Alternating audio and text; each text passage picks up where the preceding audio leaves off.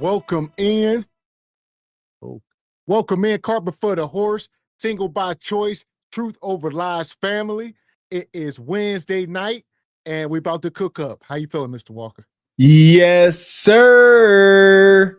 I am feeling fan freaking tastic per usual. Good evening, ladies and gentlemen, El Nug Nugs and Le Bonquishas.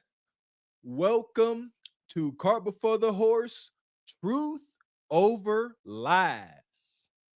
In affiliation with the Bougie Negro Podcast, and also, as all you Negroes know, in association with Ain't No Fun Once the Rabbits Got the Gun Entertainment. What's going on with you this fine Wednesday? In the big name of Jesus, you hear me? Welcome in. All right, we're getting all set up here. It is Wednesday night. Y'all see YouTube doing something different, so we moving a lot. Some of y'all watching vertical, some of y'all watching landscape. So welcome in. There we go. We moving, man. No matter how you are observing the truth over lies, come one, come all, this fine October 22nd, 2025. Me and Mr. X is still alive and feeling fine. Reporting to you, Jive Chickens, from this wonky, ever-changing dating market and political landscape as well. Welcome in on this 21st day of our 35-day marathon. Don't want to miss the madness. That part. So make sure y'all hitting the like button. Tonight we are exclusively here over at Truth Over Lies. So make sure y'all hit the like button, hit the subscribe button as you come into the room. There you go. We move it, man. Shout out to the new feature here, the vertical / landscape feature. There you go. Maybe we might get some new viewers. Be kind, chat. All right. Let folks have a little bit of an opinion before y'all go booting folks. I believe it's two different feeds. So it's two totally different streams. Oh, So the chats don't connect. Either you watching over here or on there. That's We can see both, but they can't. okay. Yeah, I don't care. As long as I want to see. I don't care what they see. Depending on which one you're watching on. That's okay. That's interesting. Oh, okay. I see what you're saying. So we could pull up chats from the vertical that the horizontal folks can't see. Interesting. So here we go. Shout out to YouTube and StreamYard. We're going to see what this hitting on. But we got a crazy show lined up. Yeah, your mic came in hot too. I turned you down back here in the studio. That's what I wanted to say. Yeah, I turned it down in StreamYard, but it came in hot. I don't know what's going on, but it sounds good right now. Okay. Where we at? Nonetheless, we're going to drop the link here real soon. We talking truth over lies, MAGA Madness. Will things get better or worse? Where we at? I don't know. It seems like the government has done their job. The divide has been set, and I think things are going to get worse. Folks ain't really open to listen to other folks' opinions. Folks ain't really open to listen to other folks' point of views, not just opinions, right? Because we all got an opinion, but this other folks' point of view, I think, is very important. Just because maybe I grew up on this side of the train tracks and you grew up on this side, but we can still have a common ground. We can still develop at least an understanding for one another.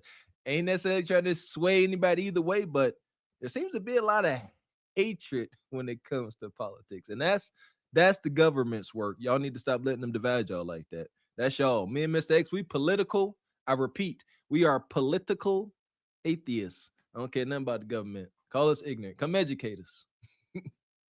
That part. So file in. All right, we got a crazy show like we saying.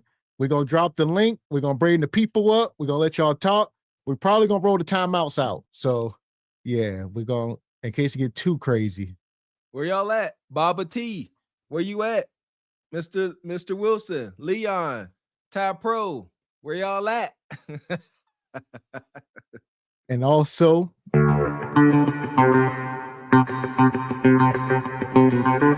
shout out to Sister Ebony Dean. She come through sponsoring the show with $25 in the Cash App. She says the marathon continues. Let's go. Truth over lies. Shout out to our glistening sister Ebony Dean. We appreciate your sister. Straight like that, straight like that, straight like that, straight. Appreciate you, sister. So here we go. We're gonna get started. We're gonna get going. Y'all know we're gonna set the stage a little bit, but we're gonna get the link out here because we want y'all to come up. We don't want y'all, we don't waste too much time. There you go. Me and Miss X will get up here cooking, and then y'all be having 4 hours worth of stuff y'all be ready to say. So come on, hit the link. Don't be waiting late in the show. We try to come up, or you gonna miss your turn to get that off y'all chest. Y'all got a lot of built up political frustration, so it seems. There we go. So I'll pull this video up. All right, this woman, y'all know what's going on in Chicago. Where we at? Atlanta, a lot of these places, LA. Memphis. They sending the ICE agents in, and this is where we at. And it's getting, they not just apprehending Javier and Manuel. Yeah, folks are learning the hard way the importance of having your walking papers, as y'all like to call it, your ID, identification. I have been urging my people here to pause so that they can process things. Y'all talking about them coming down on that building out south. Whole time, that building used to be predominantly black. That building was predominantly Venezuelans, okay?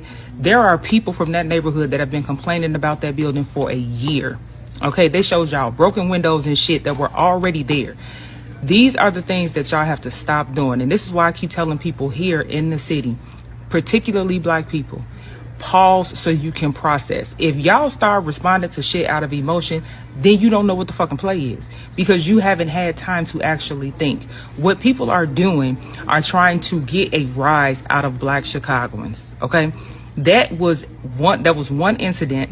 Then you had the guy out west that had the accident, and they pulled him out, and one of the agents was choking him, and people were recording it, okay?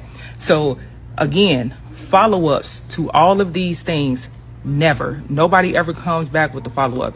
They talking about, they're arresting black people in Chicago. All of the black people that they took from that building on the south side were released. The 37 people that they detained were all Venezuelans who were part of a particular gang.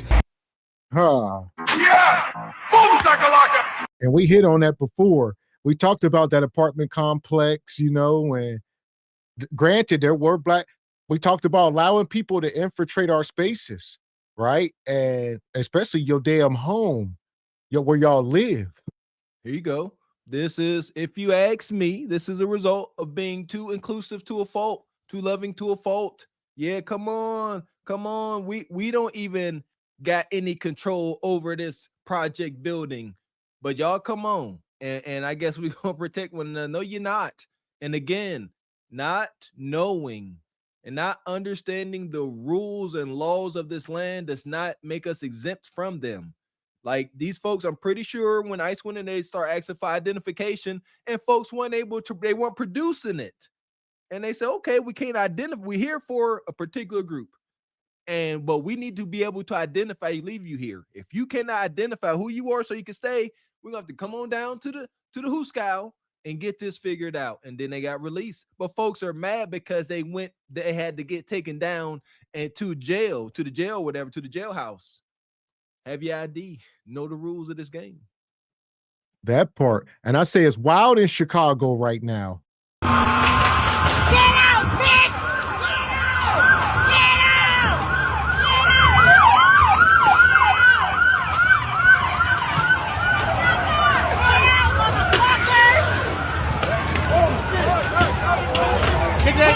out, bitch! Get out! Kick it out!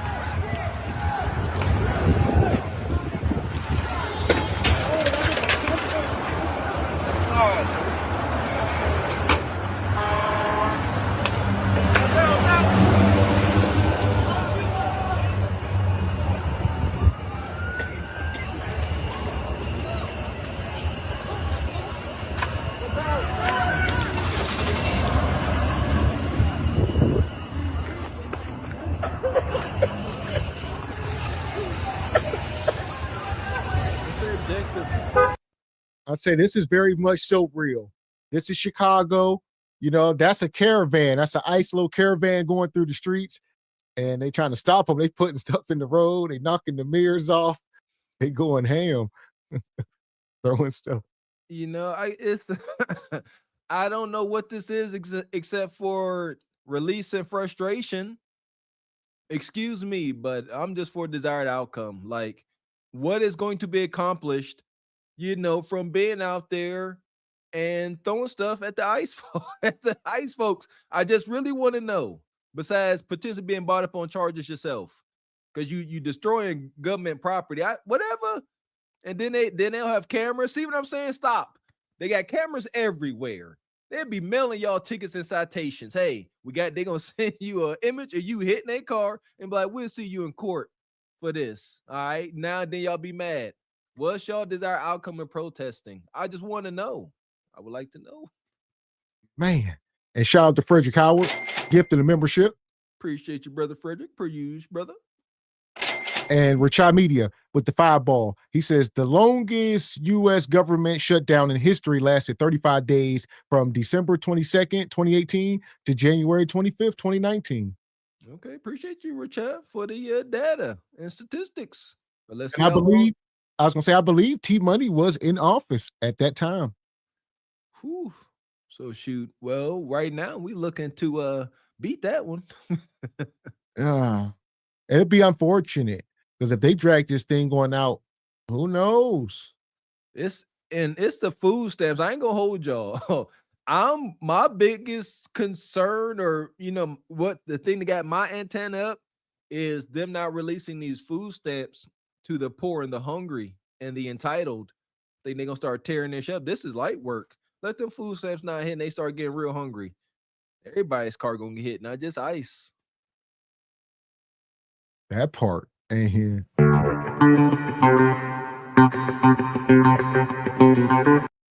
Shout out to Sister Michelle. She come through with a 20 ball in the Cash App. She says, thank y'all for all y'all do.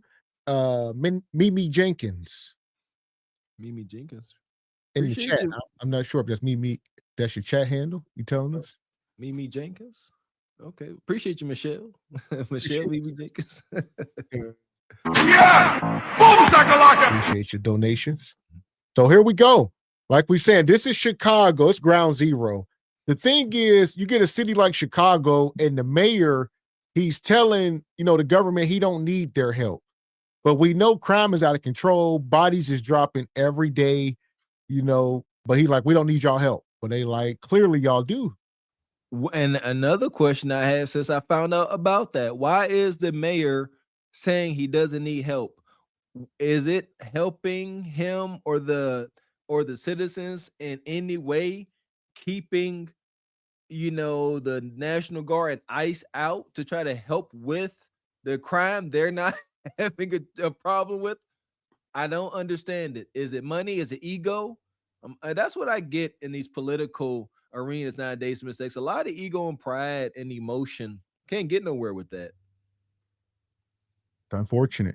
So here we go. We're going to go back over to this building here. So for those who was questioning about who I am and where I'm at, this is Adam Clayton Powell. This is the building that everyone is in an uproar about. So as I said, South Shore, this is your community, your neighborhood, and this building was not majority black when the ICE came the other day. Yes, black people were affected, but this building was overran by illegal Venezuelan gangs. And I just had several conversations with residents who are moving their stuff out of here that confirmed that. So stop letting media put that false narrative in your head that somebody coming for you, because they not. You was born here. You was born on this land. I'll say this. This is, you know, goes against Nug Nug. Where y'all let somebody just come in and take y'all hood over. They say we went up in there and it was full of, 40 of them guys were Venezuelan gangsters, you know, part of whatever they is in their country. They came here, took over the projects. And was punking Nug Nug. Man, they came in. Yeah, that's old school stuff. See, we grew up, not saying we did or didn't partake in any of that madness, but like that was the coach. Like you come in, you bully folks off the block, out the pod, seen it, you know. But nevertheless, so is this the concern? This I'm like, what's going on? Folks, you telling me that melanated folks born in the United States are really worried that they are going to get deported somewhere? Is that what they saying? Is that what it? Where y'all? Where they gonna send? Where they gonna send us? Where they gonna send y'all? Like, it makes no sense. I was right. This is foolish. So they like, oh, ICE is coming to get us all. Y'all need to be worried. They coming to get all of us. No, they not. And there you go. And I see y'all talking about they had help. Yeah. These guys were being dropped off. So the governor in Texas had to, he was sending these buses full of people. He said, I'm right at the border.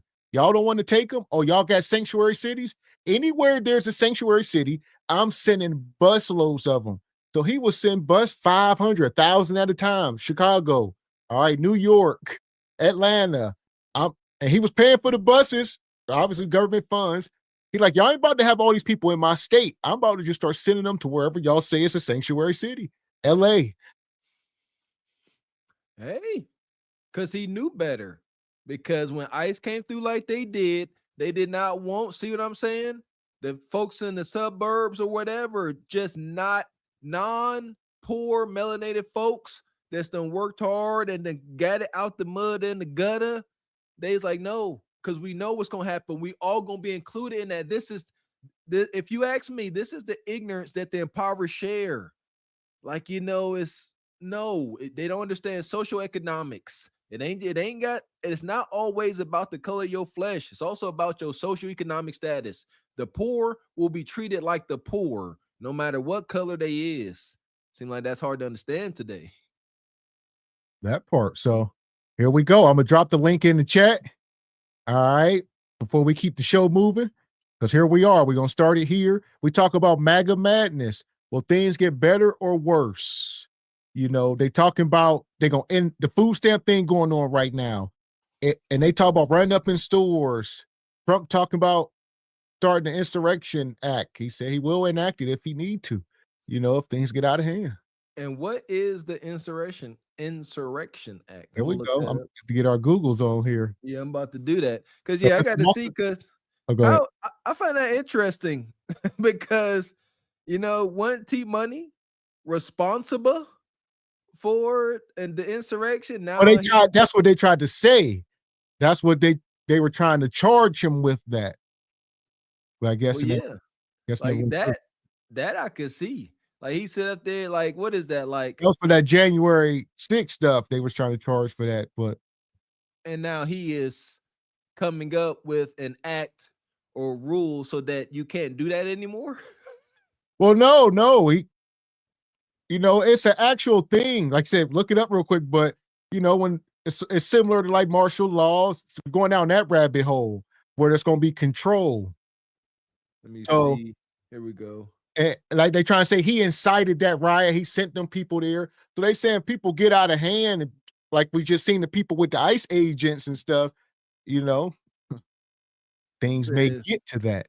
The Insurrection Act provides a statutory exception to the Posse Comitatus Act. There we go. That's what remember the Joy Taylor, she was like the Kasi Patatata. That's when the National Guard is not allowed to arrest citizens.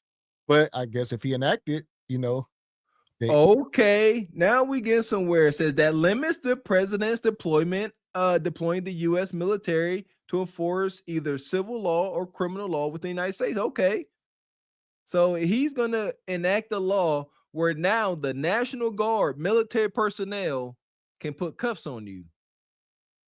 Oh, that's dark. That just feel weird. Like, because cops is cop, but military, like, I don't know. I could, like, what if you got some dad going, this is the National Guard, so I guess you ain't gonna have no Marine. You ain't gonna have no Marine. You know what I mean? That's what I'm thinking. Like, you trying to get mouthy with some war-torn Marine. He ain't about to act like no law officer. He probably gonna put you in the full Nelson and body slam you. Nevertheless, stay out the way. See, this is what I mean.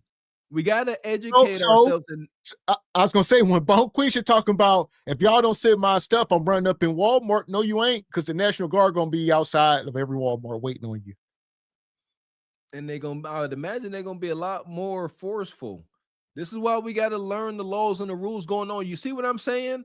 You gonna see, because Bonquisha don't care nothing about trying to figure out what's going the rules to this game. Understand the rule, like in like a damn board game, Monopoly. You can't just start making up your own rules. You're gonna go to jail. God dang it. Bonquisha gonna be up in Wally World thinking she can steal all of the stakes and the steakums. And then whenever the military roll up on her, like, empty your purse, like, you can't tell me what to do. Bonquisha, you didn't read the Insurrection Act, did you? Yeah, you can. So that's a thing for us to look out for as we going forward. Welcome up, Brother Luther. How you feeling today? Feeling good, brother. It's good to see you, man. Good to see you. You too. Gotta get this attention on Chicago. Come on. Come on. Yeah, you in Chicago. That's right. You, yes, sir. Box Sports. Oh man. Yes, sir. So what logical reason would the mayor not want National Guard to come in to help with crime? Like, if there does appear to be elevated crime. He wants to keep his job. It'll make him look like he doesn't know what he's doing. It's so easy to replace a mayor here. I'm not in Chicago right now, but I've lived there all my life. He wants to keep a job. He wants to be able to look at himself and become a governor. This is the bad time for all this to happen, because it's all going to be put on him. See? So it's more or less selfish gain and ego. Yes. That would stop him, say, hey, keep them out. I'm not going to get reelected. I'm not going to be able to climb up the ladder. Yep. That's wicked. That, to me, from how you described it, that's corruption. Democrats want to keep the city also. He wants to keep it a democratic city. So you can't lose control if you're going to let somebody else come in and they say, why do we need you?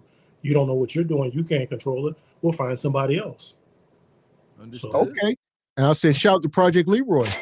He come through with the 5-ball, says the Illinois governor, Fat Boy Donut Pritzker, brought them to Chicago to work at his Hyatt-owned hotels. Watch him get voted out in 26. Okay, appreciate your Project Leroy.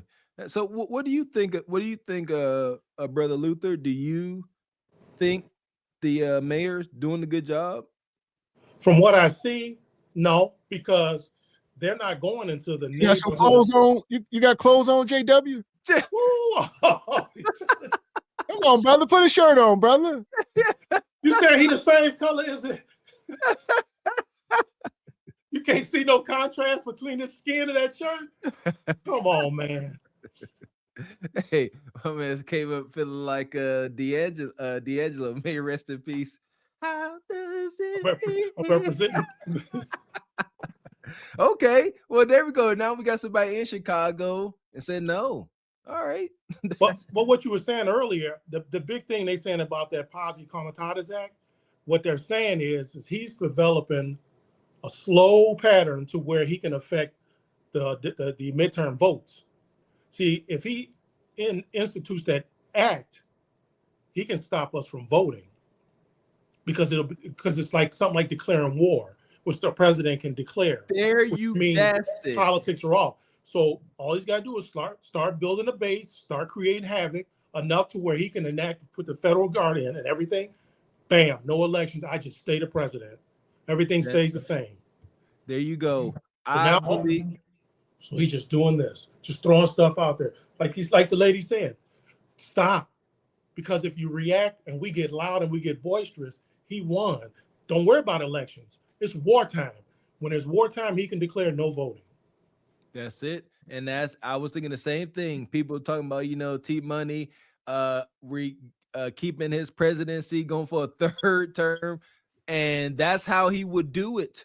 And just, we got to be aware, have some incite some kind of war. All you do is strike a match. Yes, that's it. And now, hey, And we got anything martial law enacted. See, yeah, it don't exactly have to be some foreign war, but we got we got some newly fabricated enacted martial law, the Insurrection Act. Guess what? We can't change presidents until we figure this out. And what did that look like? Dictatorship. Huh. Money, money, money, money, money, money. And shout out to Richard with a 10 ball. He says, Mr. Walker, during the 1968 riots in Chicago, the National Guard were stationed in the black communities of South Side and West Side. Handcuffs, yes, they made arrests. Okay. So okay. And see, it was so easy that they should just strike him out. When it was first happening, when he first got elected, it was just the Hispanic and the Latin crowd, and the black people, BLK people were saying, we're going to stay back. We're not going to do nothing. Well, now he's in Chicago. Now he's going to Memphis. Here we go. All he had to do was just strike him out, throw it. And they're reacting already. Pull back a little bit on those food stamps. Just fell for it. First step. He didn't even have to do anything. That's so scary, Brother Luther. You so right. You have to do nothing. And I want to get Brother J. We'll get you here, J. I'm going to unmute you when you ain't talking because you got a little feedback, but I'm going to unmute you. What you got, brother? Welcome in. Good afternoon, evening. So one of the things when it comes down to the Insurrection Act and stuff, they also can be able to suspend the stock market. Basically, your civil rights are suspended. Well, we already know what's going on with the human rights. I think honestly, with all with them going on to these different cities, I think honestly they're testing these different cities to see what the temperature is, see what people are going to do, and see when you put more of the squeeze on it. That's what they're probing. It's a military tactic that they do. They probe first to be able to see what's going on, to get a feel of it and whatnot, and then I think they're going to enact some things and stuff to put the squeeze on people. And I think one of them is going to be like this. Government shutdown, the suspension of the EBT, all that. So easy. Let's say cutting the EBT. Like one thing we acknowledge, EBT ain't, regardless of what the media shows, the majority of EBT is coming from the Caucasian folks. So the squeeze is in. Like it ain't just racial. Like I said, we need to understand socioeconomics. Like the squeeze is on the bottom rung of people. They don't care what shade your complexion, what shade your flesh is, man. Well, this past week, you saw this past weekend, 7 million people, and it was not a lot of brown people. There were, but if you looked at most of the pictures of all the cities from Alaska to Florida to Boston down, it was mostly people of Caucasian. So they're actually squeezing from all sides. So this is not a black thing. This is not a Mexican or Latin thing. Like he said, this is just testing. Just push. I'm going to push you. I'm going to push them. I'm going to push them. Let's see. He got some time before the midterm elections. We'll see. That part. And shout out to Milton. He says, but isn't busing illegals to other states and dropping them off just passing the buck, shifting the problem instead of dealing with the problem? Well, there you go. Now I see what you're saying. Shoot, that governor was like, he didn't agree with it. So he said, he called they bluff. He said, y'all want to be whatever these sanctuary cities? Don't worry about it. I'm going to get them to you. Yeah, he passed the buck. But yeah, he's like, y'all want it. Y'all want the buck. So he passed it to him. And the states benefited, though. So when they get they are getting benefits. They're getting the money from the government. So that they ain't breaking them near and losing. They're getting grants and stuff for this. They're getting grants, but the citizens that are there are suffering. You see how that works? Come on, now we connecting dots. Yep.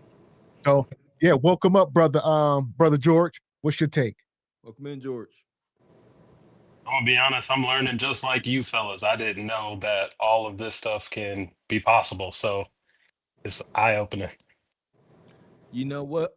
Here's my thing, George. No matter what new information we take in, my rule still stays the same. Play it safe, stay out the way. Like, and the more we learn, George, the Insurrection Act, what the National Guard will be able to do, stay out the way. I will say Oh, go ahead. No, you good, brother. Go ahead. Oh, I was gonna say, what's that zombie TV show that came out a while back? Walking Dead. Yes. I realize our reality is just like The Walking Dead, people going around unconscious, just looking to consume. So that's why you gotta have a Thule on you. That's where I get that term lone wandering zombie number 57. I was watching Walking Dead and the credits roll. And that's it. And they like, and I'll be sitting there like it'll be a scene where the main character walking on the main road, and in the shadows, there's just a zombie at the tree line. That's gonna be a lot of folks. You just that zombie on the tree line that's gonna get ate by bugs eventually. No real significance. It's unfortunate. They're gonna have you just taking your driver's license and gluing it to your forehead when you walk around, so that when you walk up to you, are you a citizen? Yep, okay, no problem. Just passport, just glue it to your chest. And it's scary because that sounds a lot like a chip. See Yeah, I was about to say even worse. I was gonna say a rabbit hole that we don't want to go down, but even worse than that. Yeah. So, and shout out to Leon Turner, gifted a membership. Appreciate you, brother Leon. Thank you. So here's my question to you, JW, before we keep moving. The title of the show, Mega Madness. Will things get better or worse? Have we reached the apex or what? The apex, I would say no. Sort of like a symphony. I think this is more or less like the opening act. You know, they're just sort of warming up. There has to be certain. It's like one of those things that there's certain things that has to be able to happen for society to be to fail. It has to be. I think it's going to be. I think it's a slow rollout, but there's certain key things that has to happen for society to be to fail. This is sort of, it's crazy, but basically this is the kind of stuff that get people. Like I said, it is a way to test people, test the waters, and get people stirred up, see what they do. And it's working. Okay, I'm riding that, JW. You said this is the opening act. I agree with that to an extent. I believe this is the opening act for the working poor, middle class, and upwards that are going to be able to endure this. But for the poor folks that need these food stamps or else, this is their swan song. Like I believe from what I'm looking at this chessboard, they are the pawns. They ain't gonna even make it past, like Luther says, just this poking and prodding at them. They're gonna fall off the board just from this. But it's the more, like I said, the working poor, the folks that do got jobs that are gonna have to, withstand this. You got to be careful because all he has to do is look out for one instead of the other. Like right before this, the initial announcement, even though this has already been talked about with the EBT, when the farmers, they were the big thing in the news for about a week. And then this came about. If he bails out the farmers and takes away the food stamps, all he's got to do is sit back and watch those two go at each other. There you go. More divide. I agree, Luther. Yep. And that's the part where it's going to be scary. Well, he's taking care of them, but not us. Well, why is he giving it to them?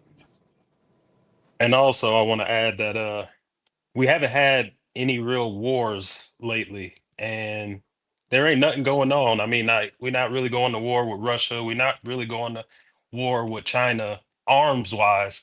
So now he enacted a war on, what is it, terrorism, MS-13, whatever. So like the war is here on American soil today, and that's where the money is going to be generated, I think. That sounds about right. It sucks to say, but look at history. It keeps repeating itself. George, we are due for some war. And that's wild. And I would say this. What's that, Luther? Can't hear? I can't hear. You can't hear? I don't know. I can hear you, Mr. Walker. Okay. That might be you, George. You might have to go out, come back in. That's Luther. I'm sorry, Luther. My apologies. Well, here we go. Y'all talk about what's going to happen. I'm going to pull this up. All right. Shout out to my guy, Frenchie, one of the wildest guys on the street. Here we go. This ought to be good. Juneteenth shouldn't be a holiday. Agree. Agree. Yeah. Juneteenth shouldn't be a holiday. Agree. Agreed. Yeah. What about the 4th of July? Oh, That's Independence Day Yeah. for all Yeah, we need Americans. that. You think Juneteenth's not for all Americans? No, they didn't make it for all Americans. What do you think they made it for? Black people. Why do you think that? No, seriously. I'm like, I like to have these questions. Like, why do you think that? Because that's what we were That's told. what we were told. Yeah. All of a sudden, they don't know nothing. I don't know. It's what we were told. We didn't do any research. We don't know nothing. This is why people don't like Republicans. She didn't even think. It was a no-brainer. Like, look at it. Juneteenth shouldn't be a holiday. Agree. No. Right off the bat, she didn't even process it. So she heard Juneteenth and she was like, Hair to the no. To the no. Hair to the no. Pure ignorance and definitely some grounding hatred there. Betty Sue, relax.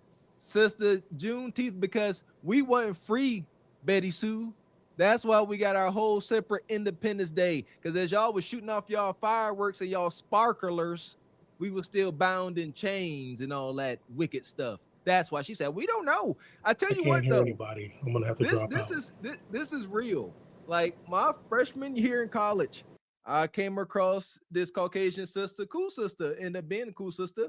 And we was just talking, and I was on my pro-black tip. I'm like, you know what you know about MLK, what you know about Frederick Douglass? And she barely knew about MLK. And you would think they teach that nationwide. He got streets named after him. She was like, I said, who is Martin Luther King? She said, some guy, he had a dream, didn't he? This was a college student. All right, let's get the context. So a lot of these Caucasian folks, I have learned, they really live in their own bubble. They don't care about much else going on outside their culture. That's interesting, huh? They don't need to. America is their culture as of now. it's unfortunate. And what you got, JW? They don't pay attention to it because of the fact that white people can maybe either participate within the society as a whole, or they can isolate themselves. And they do it, it's sort of like you get the whitest white people, then you get, the regular white people. The whitest white people is probably like her.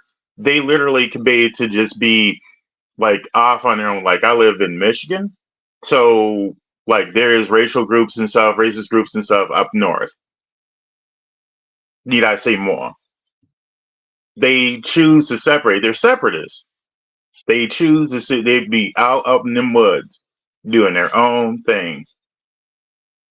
So so is it not surprising that that sort of like socially and psychologically they sort of separate themselves because they don't have to really think about this. JW, is your shirt? Oh, is your shirt open?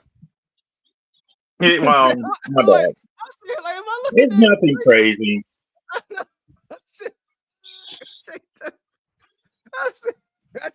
I couldn't You even. better not have to peach it. You better not have to peach it. What we about to do is we about to ban the ladies from the chat. Ebony D, all y'all about to get out the chat. Y'all bringing in unwelcoming things. You see what I'm saying? I get it. My man, Jay, I say, am I looking at gray silver chest hairs? What are my eyes forsaking me, JW? But I hear you, brother. I hear you. Keep your road closed. Nonetheless, welcome up, brother. What else we at? I'm gonna run this back here a second. I see Baba T trying to pull up, but we're gonna wait and see if that's him. Leon, I see you in the chat. What you waiting on? There you go. Here we go. JW, wow. Juneteenth shouldn't be a holiday. Agree. Agreed. Yeah. What about the 4th of July? Oh, that's Independence Day for all Americans. You think Juneteenth's not for all Americans? No, they didn't make it for all Americans. What do you think they made it for? Black people. Why do you think that? No, seriously. I'm like, I like to have these questions. Like, why do you think that? Because that's what we were told. That's what we were told. That it's Juneteenth for slavery, right? Right. Yeah, but okay. So do you think that blacks should celebrate being enslaved? No. You think they should celebrate being free? But we all are. Yeah. I know. I'm just asking because because they're celebrating being free. Okay, but Irish were slaves. I know you should. We don't have an Irish teeth day. You should. No, that's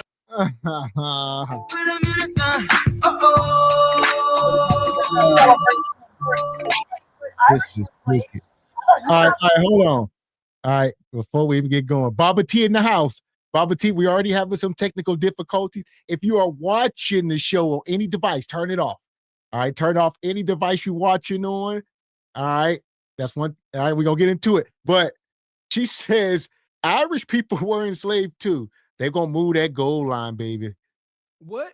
Irish Teeth Day? Like that sounds scary and wicked. Why would it be called Irish Teeth Day? And here's the thing, like, why do they do that? What is that? Like, they did not want to get to it. He started backing them into that corner of accountability. Said, why would melanated folks, celebrate being enslaved? She's like, they shouldn't. Well, what do you think Juneteenth is? It's like, oh, well, the Irish. Like, here's the thing. I understand that's triggering, right? Don't let it trigger you. I truly believe that is one of their tactics. They know they deflecting. They're not about to sit here and let you talk them back into that corner of guilt and shame. No. And once you see folks act like that and don't want to answer questions directly, acknowledge who they are, put them in the appropriate column, and meet them where they are. Don't sit there and try to fight them unless you up for the challenge. Then go ahead. All right, here we go. I'm gonna get you back in, JW. But here's the thing with you. Are you able to turn your mic down? So I'm gonna unmute you, but you coming in hot. You coming in hot. Yeah, I think I can. Let's see. Maybe that might help. Is that better? A little better. There you go. What you got? So the thing is that for her to be able to put the Irish in there, well, let's talk some history here. Irish people have basically been fighting their European cousins for a minute. Yes, they were slaves temporarily. Versus black folks. Well, actually, let me get this right. So they were slaves for a short period of time. I mean, let's keep it 100. We technically, for black people, been enslaved in this country for 400 something years. There has been a continuous program of basically keeping black people in a box, socially, psychologically, economically, spiritually. The list goes on. Irish people, they socially rose up, I would say roughly about the 1900s or so. When they get, because the first one, like I say, first red wave, they basically, white folks were hating on them, whatnot. But eventually they learned the culture of America. And that's how they became successful in this country. But even while they were growing socially, the other part of it is black folks, they still kept us in a box. Jim Crow, you name it. You know what? A fact I find fascinating. Shout out to the movie Sinners. Like, you had the melanated folks, and then you had the Irish folks outside. And here's the thing in history: Irish and melanated folks always got along. Yes, for the most part, outside of maybe like gangs and little wars like that, drug wars, but they got along. Even shout out to Jameson whiskey. They made a whole commercial with it where they had this strapping Irish dude up there at the bar telling this history, and then they panned to his wife behind him, and it was this natural haired sister holding a baby. Because back then, the Irish, because y'all called it in the chat, the Irish were not slaves, they were indentured servants. We shared a similar struggle, so we bonded on that level. Like, even when I did my DNA test, I found out I'm like freaking 15. No, I'm like 20% Irish. I think my great grandma is an Irish woman. It's just facts. I thought I was black as heck, but guess not. So here we go. What you got, Baba T? We're gonna bring you in, brother. Welcome in. Okay. Can you hear me? Yes, sir. All right, beautiful. Hold on. I was just sitting here listening. You gotta turn it off. Are you watching us on YouTube? You gotta turn it off. Yeah, turn it off on YouTube.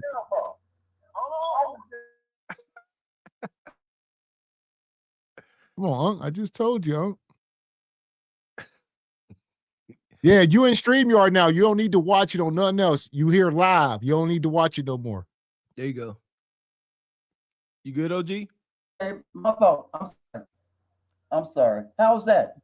You good? Perfect. There we go. All right. I'm listening, and you all talking about Trump and food stamps and yada yada. You know, man, who's starting these protests? You said who's starting them? Yeah, who's starting? It looked like melanated folks is starting the protest. George Soros. The big money billionaires are starting this, man.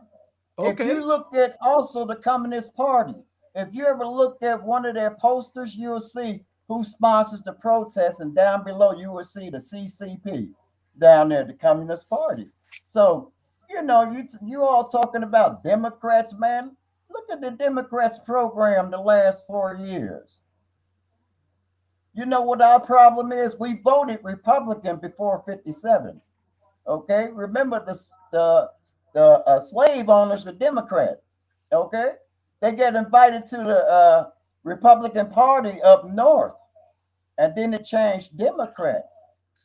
LBJ said after Kennedy got assassinated, if we can get these ends to vote Democrat, they'll be voting for the next 200 years. That's on record. Okay, Facts. So before Trump, our people wouldn't even consider dealing with Republicans, right? We knew nothing about Republicans. We don't know historically Republicans got what they learned from us.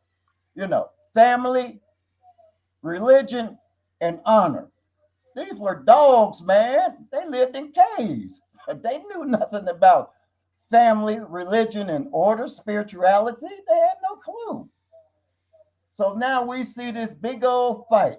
You know, they wanted to pass a Congress resolution, a clear resolution to keep the government open.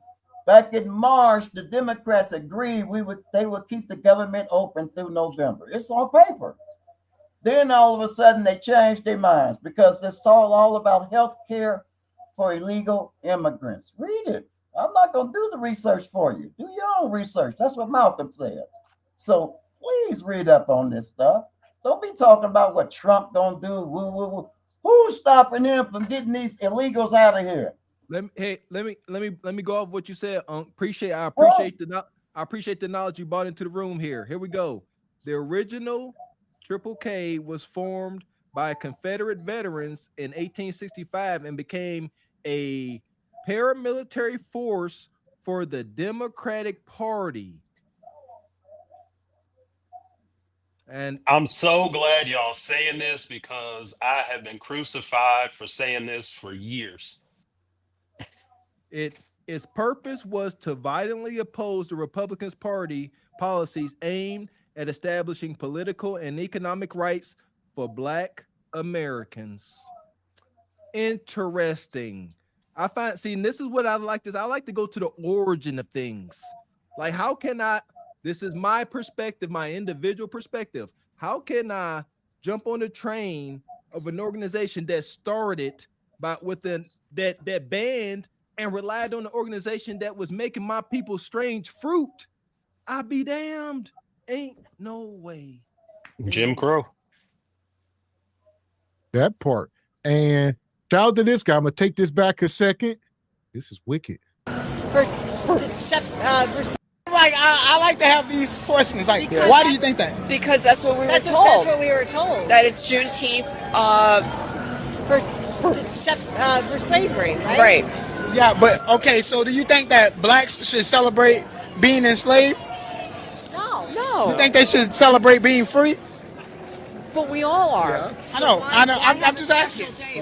Because they're celebrating being free. Okay, but Irish were slaves. I know We don't have an Irish teeth day. You should. No, that's getting it's dividing us more. It's dividing. Oh, you think Too many days Yes. off. too many days? Yeah, I have a Yeah, business. that's Too many true. days Yeah. off. So you think that we should just everything on the 4th of July? Yeah, it's Independence Day for America. Republican. Okay. Hold on. Well, here we go. What you got? Go ahead, Unc. We couldn't hear you.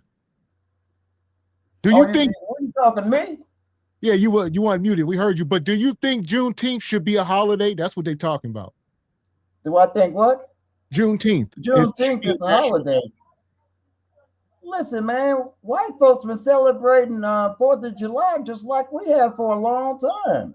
Juneteenth is just a recent addition. Okay, black folks don't understand Juneteenth. You know, it was 5 Juneteenths. It was 5 times we tried to get free. Do you understand that? Historically. So you got to read history, man. You got to understand what's going on. And why should we be concerned with white folks think anyway? White folks ain't changed in your lifetime, okay? Why are we concerned about what they think? I agree Remember, with you. they are over 4-1 on us. Their population and ours. So why are we thinking what they thinking? It's bigger than that. 4 times as many people as we are. It's like 6-1. It's like 6-1. Yeah, I'm sorry. It's like 6-1. You're right. There's 69 to 70% population. Yeah. So you don't think we should have a Juneteenth? We should just scrap Juneteenth? You know. Remember Malcolm said, let's do our own thing. We ain't got to worry about nobody else. No, we got to include him in our stuff. I think that's what Juneteenth it's like the is. coffee when it's black. And shout out to Richard. He says U.S. President Johnson was a Democrat from Texas. Okay. Appreciate you, Richard. So where we at? I'm gonna mute you. What you got, Brother Luther? I know you was gone for a second. Oh, I couldn't hear you. I was just saying, you see how easy that fuse is lit with that question? It's still so much tension in there that all you got to do is ask one question, and it already starts. And you don't think that the Republicans and Democrats and all people in power see that? It's still easy. It's just that easy. Just one building, one young black man, one question, and the fuse is lit. It's still so, it's sad that it's that easy. And it's went from Big Unc Baba, which is my father's generation, to I have children and I'm old enough to just about be a grandfather, and it's still that easy. That's what I find sad about is we haven't learned, or I would say we have learned because we've grown. We have actual brothers that are smart enough, like Brother Gavin, but it's not catching on.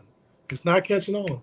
And Money T sees that, man, and it's just like all I gotta do is just take the food stamps away. We got one bill. We got to stop being so predictable as a culture, man. That's one of the rules of war, right? Who's that Asian philosopher? And that applies to so many things, Mr. Walker. Like you were telling me the other day when we were talking about, the child support. Yep. Man, so you can't be emotions just mess up everything. Just from everything. And it's so easy. My father-in-law says anytime, in any situation, come up with anyone you want. Anytime you interject pride, foolish pride, ego, or emotion into the situation, you're always going to get an undesirable outcome every single time. So are we saying that they're doing this to us specifically, or they're just doing this to emotional people because they know emotional people are going to respond emotionally? Well, there you go. I believe who's the emotional people? That bottom rung of folks that's having a hard time in life. Like we come from there. Like I know we had a bird's eye view from that point of I know what I'm talking about. So it's that bottom rung, not the working poor, the poor. These folks that are crashing out over food stamps, they are naturally emotional. If they weren't emotional, I believe they wouldn't be on that bottom rung. All I'm saying is, like, I just had a newborn. We was in the hospital for a while, and nurses and doctors making 70, 80, 120, 150, they get emotional too for simply me asking a question about how things are functioning. So I see what you're saying, like, that is kind of like some kind of bias. Say you trying to get an understanding of what's going on. I know, brother, you got me triggered. I know what you're talking about. You know, oh man, yeah, F them, man. I So can see it's the doctors like, now trying to sit there and say, oh, you know, your kid needs this or this, and like, you know what? I read different. I don't want that, and they keep trying to push it, or you just want clarity on something. I think that's just bias and bigotry. Yeah, I think that's something different. And what you got, brother JW? So the thing, also folks who are in healthcare, they're right at the intersection of this unique intersection where they deal with the poorest of the poor. Think about it. They, it's not like, they deal with basically everybody, the middle class, people on the street and whatnot. So, it makes sense and stuff of why they sort of tripping because of the fact that on a certain level, because of how the public health is it directly, affects their jobs. Because if they're not doing their part and stuff to be able to take care of people and stuff like that, guess what? That somebody's going to get fired, and at worst, the hospital get closed down if they don't, take care of people properly. What's going on with the dark skinned brothers today in the lighting? They coming in. They're bringing the darkness. Darkness. Come on, brother TJ. Welcome in. Hey, what's going on, fellas? I just jumped in well, I got comments on the racing the Republicans, but the hospital stuff, they come at you with that emotional hostility, and this is coming from somebody who works in the hospital 60 hours a week. Okay, so I'm there 5 days a week, 12 hours a day. I work in an emergency room. I do critical care. It's their ego. It's their ego that you're in there having a nerve, and they feel like that you're questioning their damn medical background and knowledge. And let me tell you something, as somebody who works there, you damn sure better question what you're seeing and what they're doing. I tell people all the time, if you actually knew what was going on behind the scenes in these hospitals, you wouldn't go. Thank you for saying that. You would. And I am a critical care respiratory therapist. All I deal with is the sick of the sick, life-ending stuff. That's all I deal with. I don't hand out Tylenol. I do life support, mechanical ventilation, cardiac stuff. So that's all I do. So I specialize. And I'm telling you, and I always tell people this all the time. This is the advice I give people, especially if you're in an emergency room. If you're in an emergency room and the loved one that you're there with is going through emergency and there's a full room full of people, pay attention to the people that are not the doctor. Their body language will tell you if something's going wrong. The nurses, and I see what you mean. Like respiratory, when you in an emergency room and there's a critical issue, you got 3 people in the room: the doctor, the nurse, and your respiratory therapist. We're all there during emergency. If it's extremely quiet in there, something's wrong. If people keep side-eyeing the doctor, something's wrong. And a lot of times the regular populace don't understand this because you don't understand the medical stuff that's going on, and you don't understand the culture of the hospital. So I always tell people, and it's hard to pay attention to other things when you got a loved one there sick and fighting for their life, to pay attention to what is actually going on in the room. The moment that room gets quiet, meaning people stop talking, people start side-eyeing, you see people like taking deep breaths or turning their backs. The number one thing you can see is when people start turning their backs on the doctor, something's wrong. I'm not trying to scare folk half to death. I'm just saying, what to be on the lookout for. And let me tell you something, 9 times out of 10, they take liberties with people that look like everybody on this panel. That's who they take liberties with. And that's who they decide. Look, last night, I'll give you an example from last night.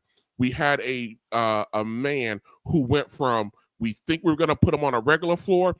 He went from being stable. We stabilized him. He was doing extremely well, and in a blink of an eye, he went non-responsive. And they called me to the room.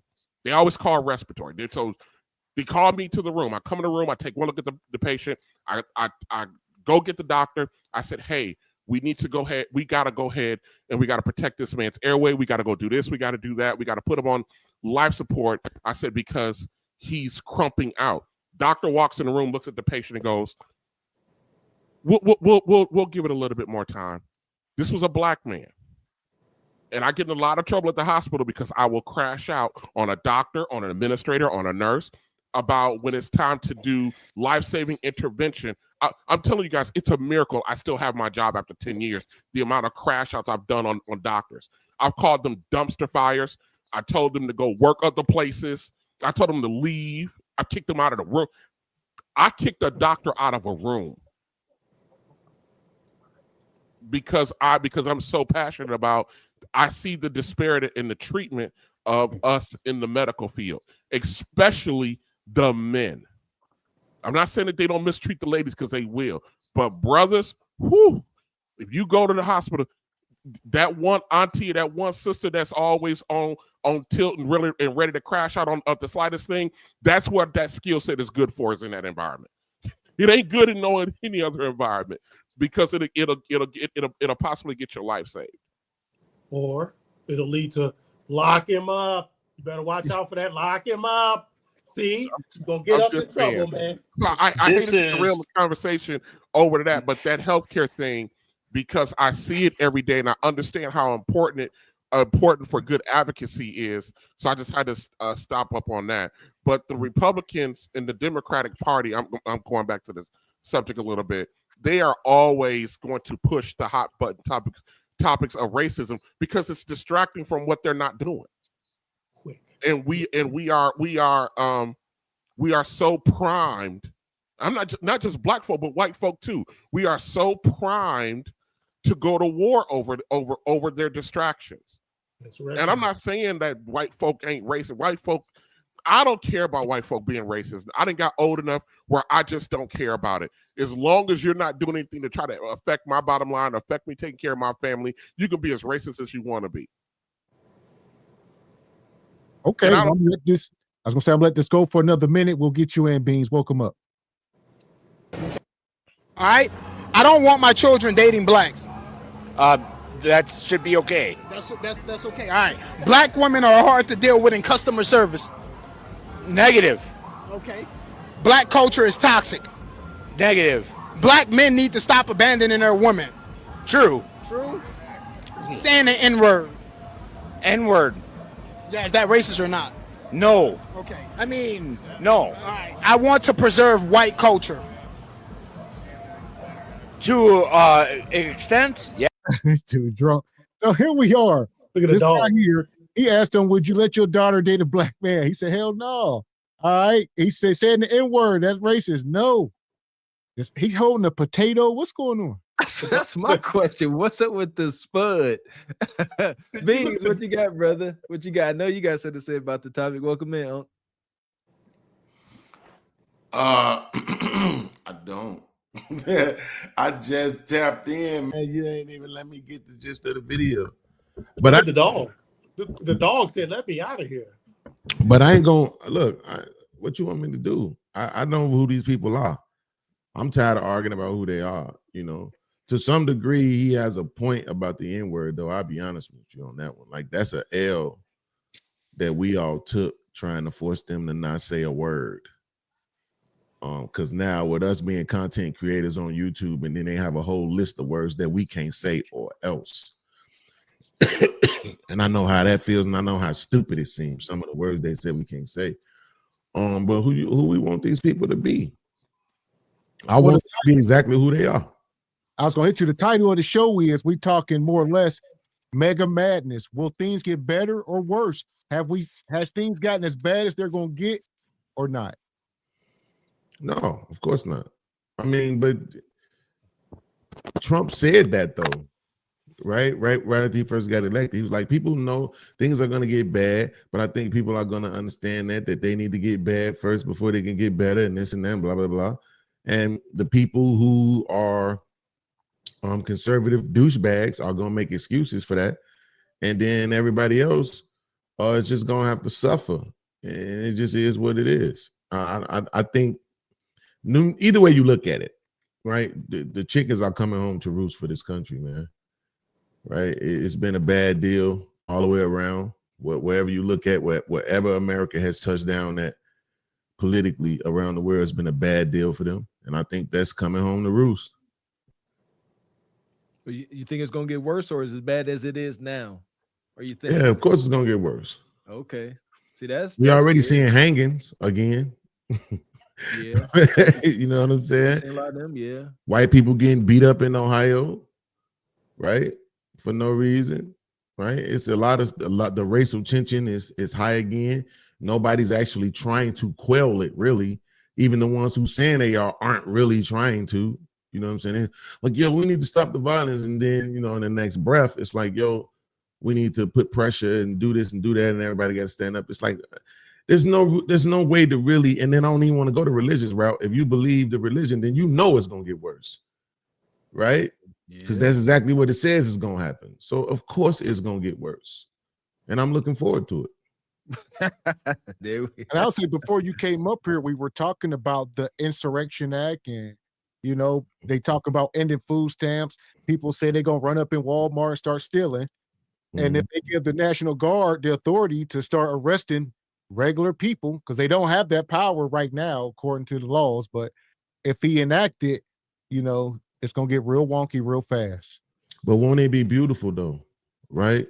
If you believe in karma, won't it be beautiful for Trump to become the kind of dictator that America has always shunned around the world, and for America to look like some of these other places look, just for some other country to come in and do to America what America has done to other countries around the world? Right? Like, I mean, is it gonna suck? Yeah, probably. But at the same time, at least I'll know karma don't just work on me. Right? The karma has to have more work to do than just besides in my life, because it's like I get punished for every single thing I do. So allow that to play out here. Cool. I'm glad. Do all you're gonna do, right? Take all the food stamps away, make people go crazy, put your military out there. They're gonna start killing people now, letting the country go to hell. I'm cool with that, man. Like, let it happen. Because that's the only way you're gonna reset anything anyway. Sometimes you gotta let shit burn down. Like, what else we gonna do? Do another kumbaya where we pretend everything is okay for 4 years and just have the same cycle of BS return? Like, nah, just, it's okay, man. Let this happen. Hey Beans. As unfortunate as that sound, Beans, that's a lot of folks' sentiment. It just got to burn down, huh? Beans, So they got to make it sound better. Fire doesn't come to destroy; it comes to cleanse. All right, just make sure you ain't getting cleansed. Beans, have you ever heard the term wolf tickets? Absolutely. That's what I think Boom Queesh and them is doing out there on Tickety Talk and YouTube, talking about what they put a run up in. They selling wolf tickets. We sell more wolf tickets in a little bit. We always talk about what we gonna do and never do nothing. They just talking. They wilding and talking. That's what black women, they jump in our Beans. They jump in our face selling wolf tickets. How many black women have told you over the years that they gonna put the foo-fops on you, and they just talking, knowing they can't do nothing about it? Well, the reports are that, not recently, but I think it was either early this year or last year, Walmart was shutting down places because they were stealing so much. Right? But they're not doing grocery store run, and they in there stealing. They're not robbing the grocery store part of. It wasn't like we just seen the video where she had a book bag full of shrimp, scampi, and steak. She just did it. Like, yeah. I'm talking about in general. I mean, we live in these neighborhoods where they stealing and closing down Walgreens. I was in Walgreens, man. This dude filled up a whole grocery cart full of beer and Crown Royal and walked out the door. That's what they stealing. They ain't stealing no food. Not on that level. And I I'll believe it when I see it. Maybe I'm They just didn't have a reason naive. to at first though. Huh? So that like they didn't have a reason to, right? The food stamp card Food they purchased stamps. them clothes and liquor, so that's what they stole. They was able to go buy food. But now if you tell them they can't buy no food, they ain't gonna have no choice but to steal it. What else they gonna do? These women can buy food, man. They find a way to do everything. They got $500, $600 hairstyles and $200 raptor claws and $80 lashes, caterpillar lashes on. These chicks can find. I'll believe it when I see it. I think they woofing. They sold their food stamps for that. They sold the food stamps to get that stuff. Now they have no food a lot stamps. of times. Yeah, a lot of times. And no thing is, I don't think we understand. It's psychological. Some people refuse to spend cash for food at the grocery store. That's a whole psychological thing in itself. Let me tell you, it sucks. I just came from the grocery store yesterday, got 3 bags of food, and it was $180. I get it. But yeah, I would say, imagine if you never for the last 15 years spent any money on food. You just go, it's not a natural thing. Yeah, y'all don't get it. That was my mom. A while back, me and my mom went to the grocery store, and this is true. We get up there and I go to cash out, and she tried to hand me her food stamp card. And I was like, Mom, I ain't taking your money. And I said, Mom, I got to pay cash. And like Miss X is pointing out, she was bewildered at the thought. She said, cash? Why would you do that? I said, it's all I can do. It's all I got, Mama. They won't put us on. They won't let us get the food stamps. My wife tried to get food stamps. They laughed at her. I bet you they did. Yeah, I mean, it's ironic, nephew. Tomorrow, I'm supposed to be doing a debate, right, on a big channel, right? And they asked me to come up with the prompt, and I wanted so bad to stay away from this, right? I'm like, man, should I talk about Republicans? Should I talk about women? Like, what should I? And then it's just like so much of this is going on. I was like, you know what? Look, let's just do government assistance, right? Like, I don't even want to do it, but I'm like, let's just do it because it's so many misnomers about the situation in the beginning of the conversation. Most people are coming into the conversation with false information. There you go. They don't know what they're talking about. They think it's this or that or this or that, and it ain't even really that. Everybody thinking that, oh, my money going towards this. It's not, right? So I'm gonna be able to bring out all these receipts and let everybody know that all of y'all are full of shit, and that every single one of y'all, if you could qualify for any kind of government assistance, would take it. I would. And the real issue ain't that other people get it. Your issue is that you don't. Yeah, sure. We had somebody up here say that. I don't know who was said they jealous. Yeah, shoot, me same. Thanks, yeah. I would. Yeah, there you go. I wish I could. I got food stamps one time in college, and I worked 1 hour too much a week, and they took my stamps. I was eating good, baby. That's I saw a small video on this. So I'm hoping it's not starting something, but the guy said, "Well, why would I go into the Walmart and steal when I can just meet you in the parking lot in my car and open the door and take it from you in the grocery in the parking lot?" So they're not going to they're going to just start coming up with ways to take stuff from me. If I can't go in the store, I just get the groceries in the parking lot. And I'm like, that's stupid though. You go from theft to armed robbery, right? You just escalated the charge. But the thing, and it's like, but if you come up with that idea, that creative, that's physically working. You can think of something. Why right away they think, well, I don't have food stamps, I'm gonna steal. I mean, listen, not that creative. I want to ask this question. I want to ask this question though, because we say that a lot, right? Like people could just go get a job. Is there anybody on this panel right now? And I know somebody gonna want to lie, so we'll hit a lie when we hear it. No offense. Is there anybody on this panel right now that would work for $13 an hour? Raise your hand. That would? That Yes. would? Absolutely. Have. Not half. Not half. 2025 economy. You could. You go do it. That I would if I had to. See, but had to is subjective. He said, "Will you?" As of today, Right. No, nobody will not. I Besides can't. Baba You're not T, going to because get that shit. Baba T gets Social Security, so he can make a little extra on this. Yeah, I would be delaying the inevitable. So I would say this. I would say that to that means that competence get compensated. So it depends on how competent people are on this panel. I would think we are all competent people, so it's not really. But if I could keep my family afloat, I would do it.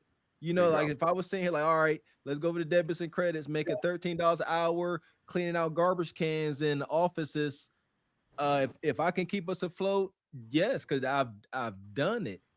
But if I'm saying here like $13 an hour is only gonna keep us afloat for a week, I can't take that option. But not too good. If that's all you qualified for, though, that's the whole thing behind it. If you was uneducated, you didn't know much, you could barely see and walk, you're gonna be greeting at Walmart. It is what it is. Well, I mean, I understand the argument, but the president, I'm sure, if I'm wrong, correct me. I don't think that nigga graduated from college, and he a felon, and he's the president of the United States. He So the graduated from qualification. Oh, he did. Yeah, he has an MBA from the Wheaton School of Business in New York. Yeah, there you go. I mean, when you got that kind of money, you can purchase a lot of stuff. But what I'm saying is this, right? The fact of the matter is, even if I conceded to the qualified argument, Gavin, is the fact of the matter is most businesses ain't in the business of paying people what they deserve, right? Most businesses are trying to pay as little as they possibly can so that they can make more, right? So the reason why you see the median incomes and it's not 100K is because most businesses don't pay that, right? So now you think at $13 an hour, if you work 40 hours a week, that's like what, $520 before taxes, right? So after taxes, let's just say they take $60. So you're talking about $440 a week, right? That's $1,760 a month. Your wife will leave you, and you and I both know it, right? Like, let's just be honest. You're gonna get mistreated, dogged out, walked over, treated like crap, because that's all you're doing. And then in your mind, you like, but I thought the people said as long as I'm doing something, something beats nothing. And then you go get this something that's supposed to be nothing, and then you get dogged out for doing that. And now it make more sense to sell drugs, crack cards, scam, rob, all this other stuff that brings you more, because that's the only thing people value from a man is more. And I'm not making excuses for it. I'm explaining it to those who choose not to think. Is this a campaign for Nug Nug to become Nug Nugs or something? I literally just said I'm not making an excuse for it. I'm explaining it to those who choose not to think, right? The people who don't want to understand why people make certain choices. They just want to judge you for the choices you make, as if we couldn't judge none of their choices, right? I would say just sense. That's all I'm doing.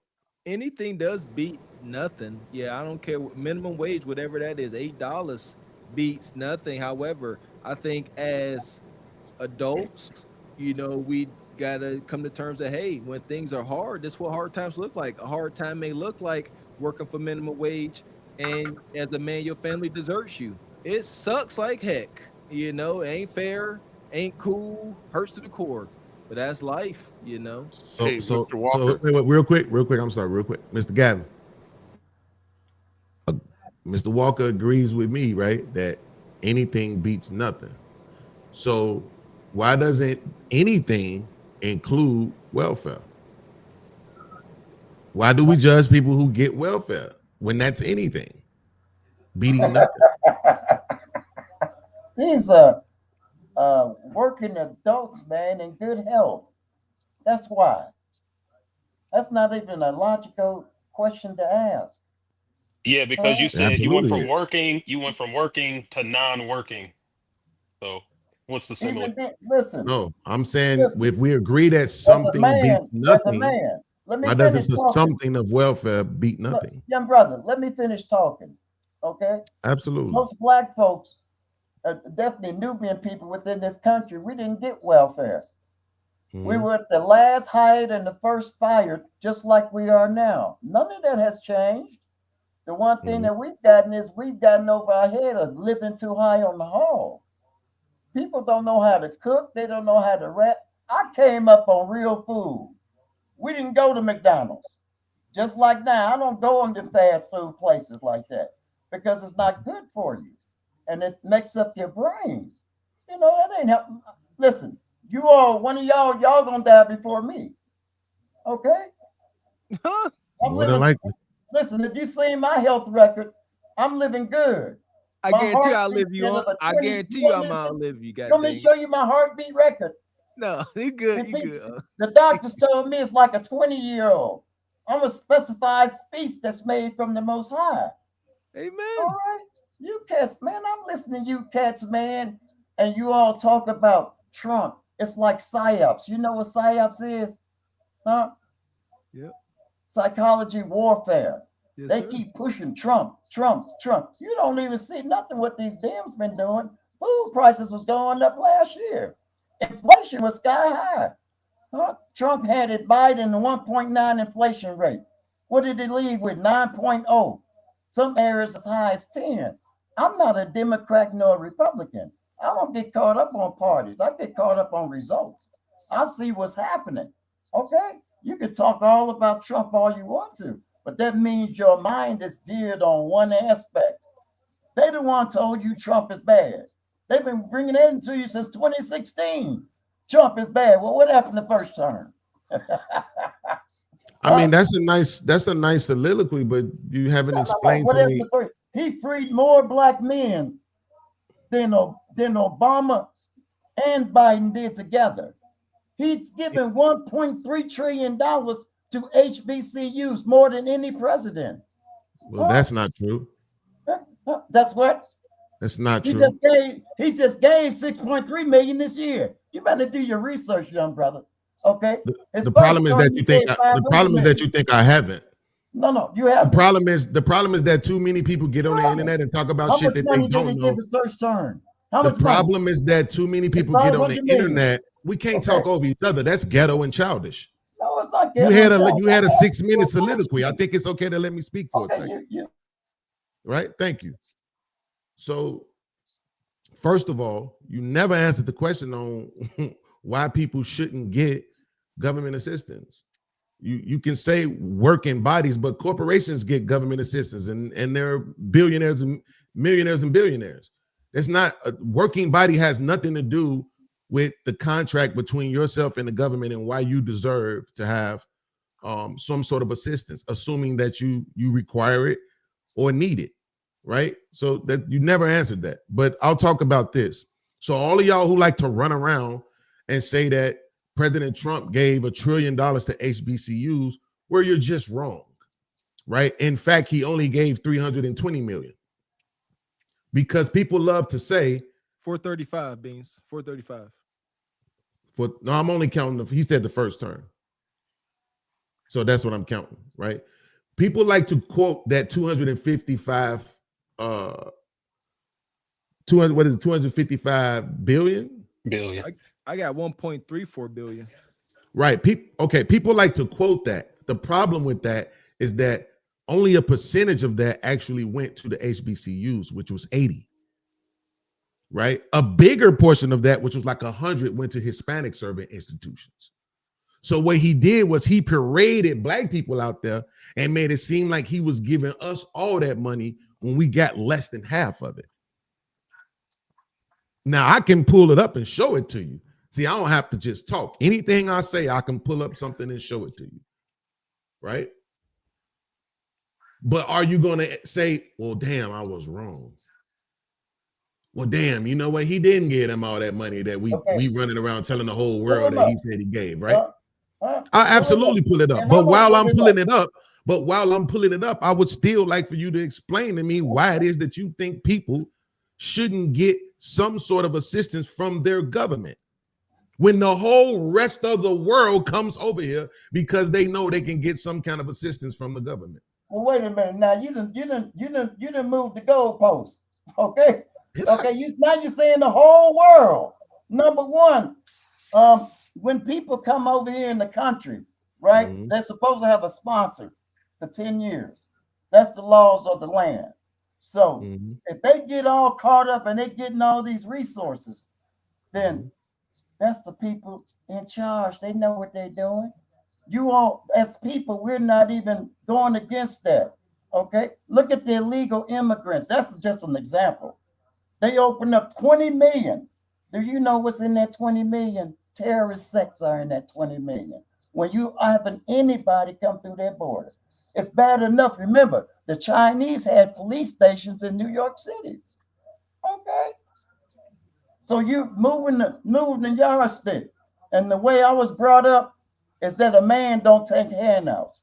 He does whatever job he can. If he got to move his family elsewhere to find employment, that's what we do. But we don't take handouts. You said anybody. Okay. I said a man. I'm not anybody. I'm a man. All right, young brother. You got me? I'm sorry, sir, but I'm just saying, you got me. That's the way I grew up. I got you. Well, and I'll that's say this, Beans. yeah, I'll go say ahead. this real quick. Absolutely. Barbara T is a Chicago legend in the house. Oh no, I ain't no legend in Chicago. I got too much knowledge for these fools out here. People run away from me. Hey, Beans, I ain't no hula. I don't wear no baseball cap looking all crazy. I don't put hoods on my head. All right, I don't wear my pants down a little bit, showing my panties. I don't do none of that. All right. Okay. All right. Wild. You ain't. All right, you ain't no legend then. You ain't nothing. What you got, Beans? Well, no, I was just gonna say that unfortunately, you don't have a monopoly on what being a man is. Again, there are people from around the world, all kinds of people, including men, who come here to this country because they can get something from the government. Only black people run around this country saying we don't need to get anything from the government while giving everything to it. You give it your service and your body when you join the military. You are taxed from the very moment you are born, basically, right? For the rest of your life, everything you earn will be taxed. And yet you don't think it makes any sense for anybody to get anything from the government that we all put into. There's no logic. There's no sound argument to be made. All people have is feelings, right? And shit like trying to punch down or demonize your manhood because they can't actually form an argument, right? At the end of the day, again, and I'm about to pull up the thing about the HBCU so you can see that too. And I think once I show this, people will know I'm not just blowing smoke. At the end of the day, every single person who respects the social contract in this country deserves assistance if they so require it or need it. Every single person. It's a part of the social contract. You think whether they work or not, like you think absolutely. So if you're born, if you are able-bodied, for instance, me. So if I said, you know what, I really don't care to whatever, I'm having a hard time in life, and I'm able-bodied, strong as ox, but I'm not about to work for $13 an hour, then I should be proud to then get on welfare because I don't want to work. And is that what you're saying? No, we're not. First of all, we're not talking about pride. Okay, I'm talking about able-bodied. See, my problem with people being on welfare is the able-bodied not willing to work. That's pride. Yeah, again, we're not talking that, and you know what percentage of people that is? Maybe 1 or 2. That's what I'm saying. People don't know what they be talking about. No, we go to the worst of the worst. This right? Would be this growing up, like I'm most times, if not every time, I'm speaking on lived experience. So the way I grew up in my community, like that's what I saw. Like it may be a small percent, but that small percent could be a large percent in our culture. I understand because the bulk of welfare recipients aren't black. Understood. But that whatever that small percentage means, I would argue that is too much for our culture because I grew up and that was pushed on me and my siblings. Just get on welfare, forget a job, forget being productive, forget being ambitious and trying to break these generational curses of poverty. So that's where my rejection comes. But if you are, I believe, if you are hurt, yeah, you can work. Whatever the case may be, yeah. Then, and I also thought that's what the government said they were going to keep those people, or allow those people to continue to get benefits. Well, I'll say this: another part of that before you go back in, Beans, is there can only be, I believe, only one person in the house can be on welfare, if I'm not correct. So a lot of these cases, you got, a lot of adults in one house. Everybody can't be on welfare, so it's more of a household thing than it is an individual population type deal. Absolutely, which is, I agree with you 100%, which is exactly what I'm saying. The number of people, like we go to the very worst of the worst, right? If you hear people talking about kidnapping, they don't say these white people be kidnapping. When you hear people talk about welfare, they say these black people on welfare, when the number is absolutely very nominal and small. right? And even those who you say, when you look at the numbers and it talks about how long people are actually on welfare, I think the average for a person being on food stamps was like 5 years, or it was either 2 or 5, because it was food stamps and it was housing assistance. One of them was 2 and one of them was 5. And in my opinion, I wouldn't care if it was a lifetime. The amount of money that they're giving people that is very small compared to what we spend on wars, right? Compared to what we spend on military action around the world. So I'm like, even if it was, and here's the thing, again, everybody thinks this money is coming out of their check, and it's not a single dollar. I also can prove that, right? But even if it was, I wouldn't care. If I know that my money is going to feed somebody who ain't got it versus going to blow up a small brown country on the other side of the world, I'd rather feed somebody, right? That's just how my mindset works, because I'm not a capitalist, right? Or I'm not subscribing to white supremacy. I shared this news article with you, Mr. Gavin, if you want to bring it up. Beans, real quick, Beans. And I'm not disagreeing with your perspective. Mm-hmm. But would you feel that way when you look at your paycheck and they done took $34,000 out of taxes out of your income and away from your family, just giving it away to somebody else that you could do for yourself? If again, I just said this, right? So this is what I mean. This is something that's just hard for people to accept. So to your point, yes, I would feel some kind of way, but the truth ain't on your side with that. Not a single dollar out of your paycheck goes towards anybody's rent ever. Goes towards anybody's food stamps ever. Not one. Hey, You Beans, can't I just prove had a newborn, so if you want to be charitable, please and thank you. I appreciate you, brother Beans. So since you donating, I appreciate you. Can you see the thing I shared with you, Mr. G? Yes. It should be down here with us. Old school left before he can get this butt kicking. I see.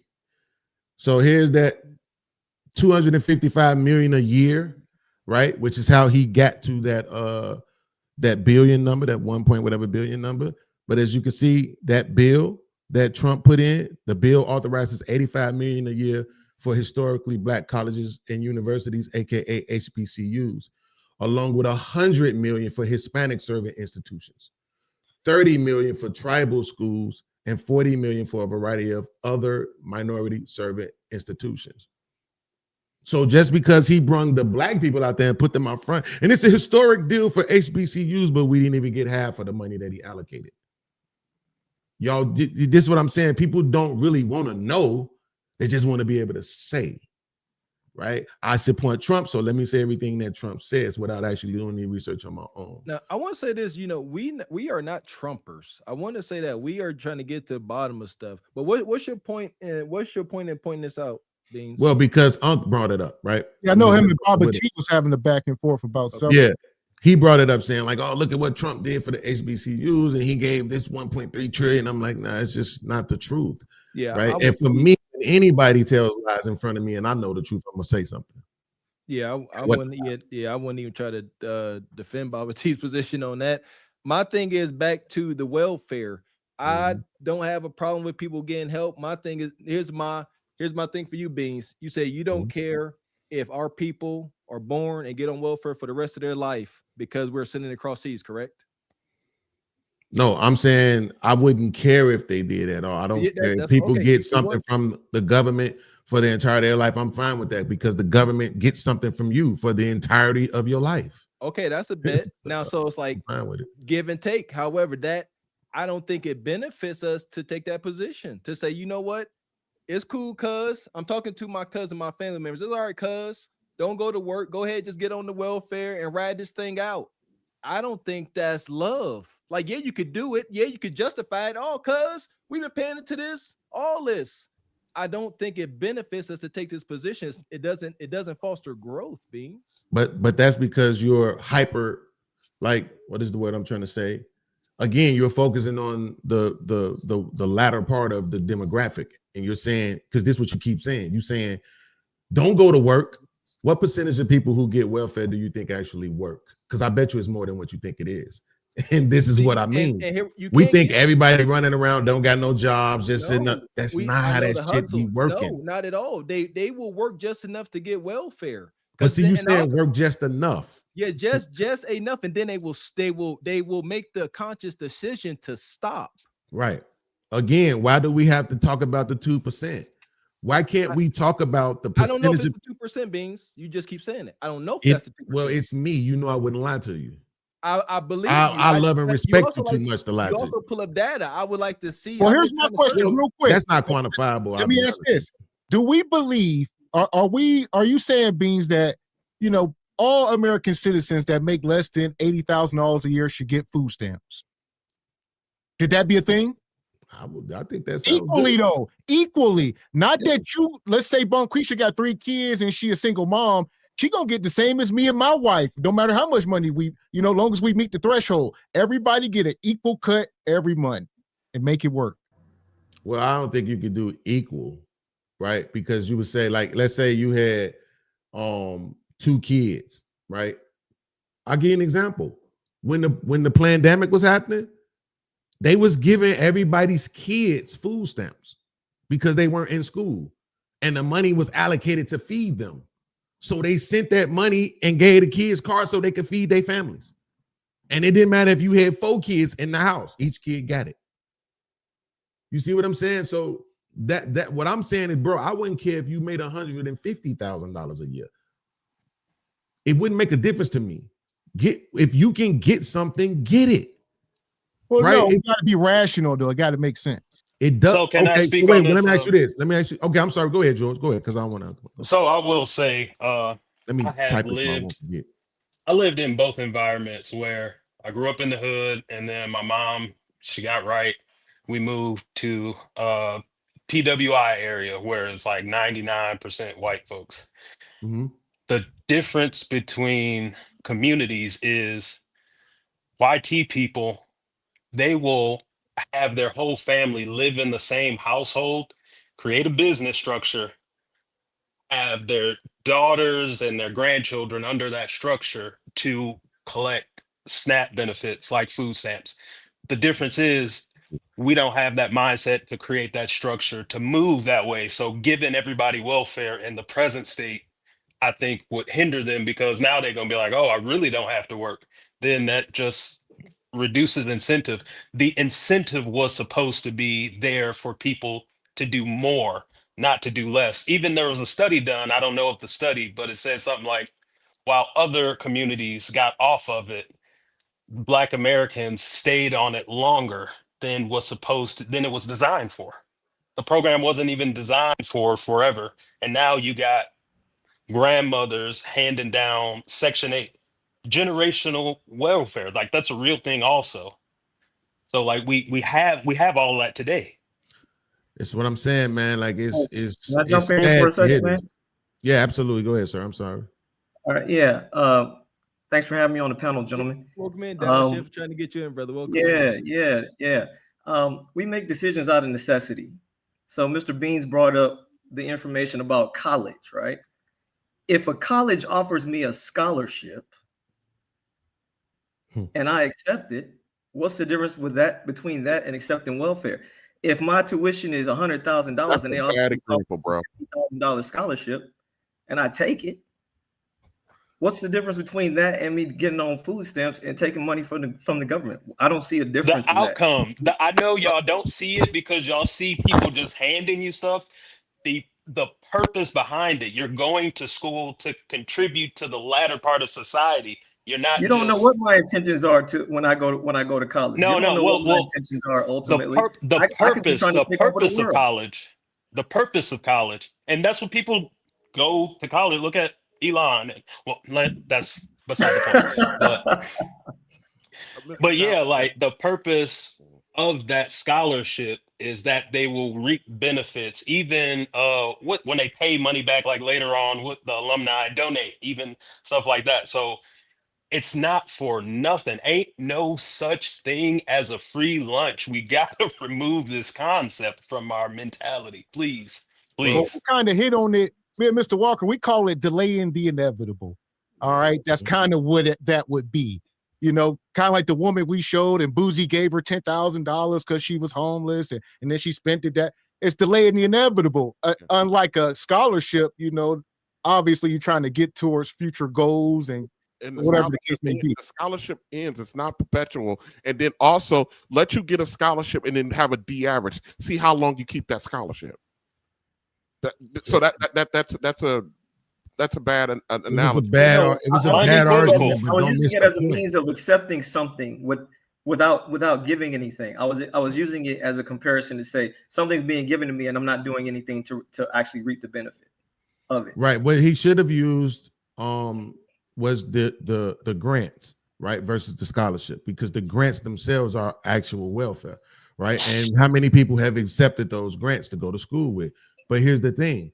Less than 40, I think it's 40% of people actually have jobs in the fields that they got their degrees in. So I'm just saying, let's not make it seem like everybody getting these grants and they going to school and then they becoming the greatest things they could ever become, because that's not happening either. Well, that's not the argument. The argument is this. Shout out to you, Downshift, for bringing in scholarships. Again, scholarships, regardless of what you go to school for, this is not a way of delaying any inevitable outcome. But being on welfare, food stamps, and not working and not having a way out of it, time has shown is delaying the inevitable. And there's another thought I got, Beans. How many folks can get out of the grudge and the hamster wheel of living off food stamps and living paycheck to paycheck without developing some kind of, as you like to say, capitalistic mindset? How do you, or should we just stay there? No, but that's what I'm saying though, because they do. That's what I'm trying to get people to understand, that they're not going to, because I'm not white. Nobody's going to believe me. They don't. The majority of people do not stay on welfare. The majority of people are on welfare for 2 to 5 years. The majority. We're talking 70+%, bro. You know what I'm saying? So that's black included. So these 9 people that y'all knew for the entirety of your life who was on government assistance when you was a kid. Hundreds, man. I got hundreds, Beans. I can assure you, man. I got whole communities, brother. Whole project buildings. I lived in projects, a bunch of projects. When I lived up Lamar Terrace, every high rise, all of us, everybody was living like that. And it ain't and we come from the backwoods country. I think this is the significance of my experience. We don't come from New York City. We don't come from LA. You see, we come from a backwoods country. So I'm not so high on myself to say, like, oh, you know, there's much, much, much worse going on than these bigger places than my po country town. So that's my outlook on the end. Also, with these stats, I love the fact that we're trying to get out some of these biases. I love this. Contrary to popular belief, it is true. White Americans make up the largest percentage of welfare recipients. So, you know, that feels good, right? But I also see how the other side can get it wrong. Because look at this other stat. Black children have the highest percentage of receiving public assistance compared to any other racial group. So I find out, how can two things be true? Like, how can black children make up the highest percentage, but white folks also make up the highest percentage? Mr. Walker talking about because of its own population. So amongst when you just compare the percentage of each individual population. So even though white folks in total make up the largest, recipients of it, amongst your own peer group, then black children is the highest, because they're measuring against other blacks who are not on the system. They're not measuring against the whites in itself. Gotcha.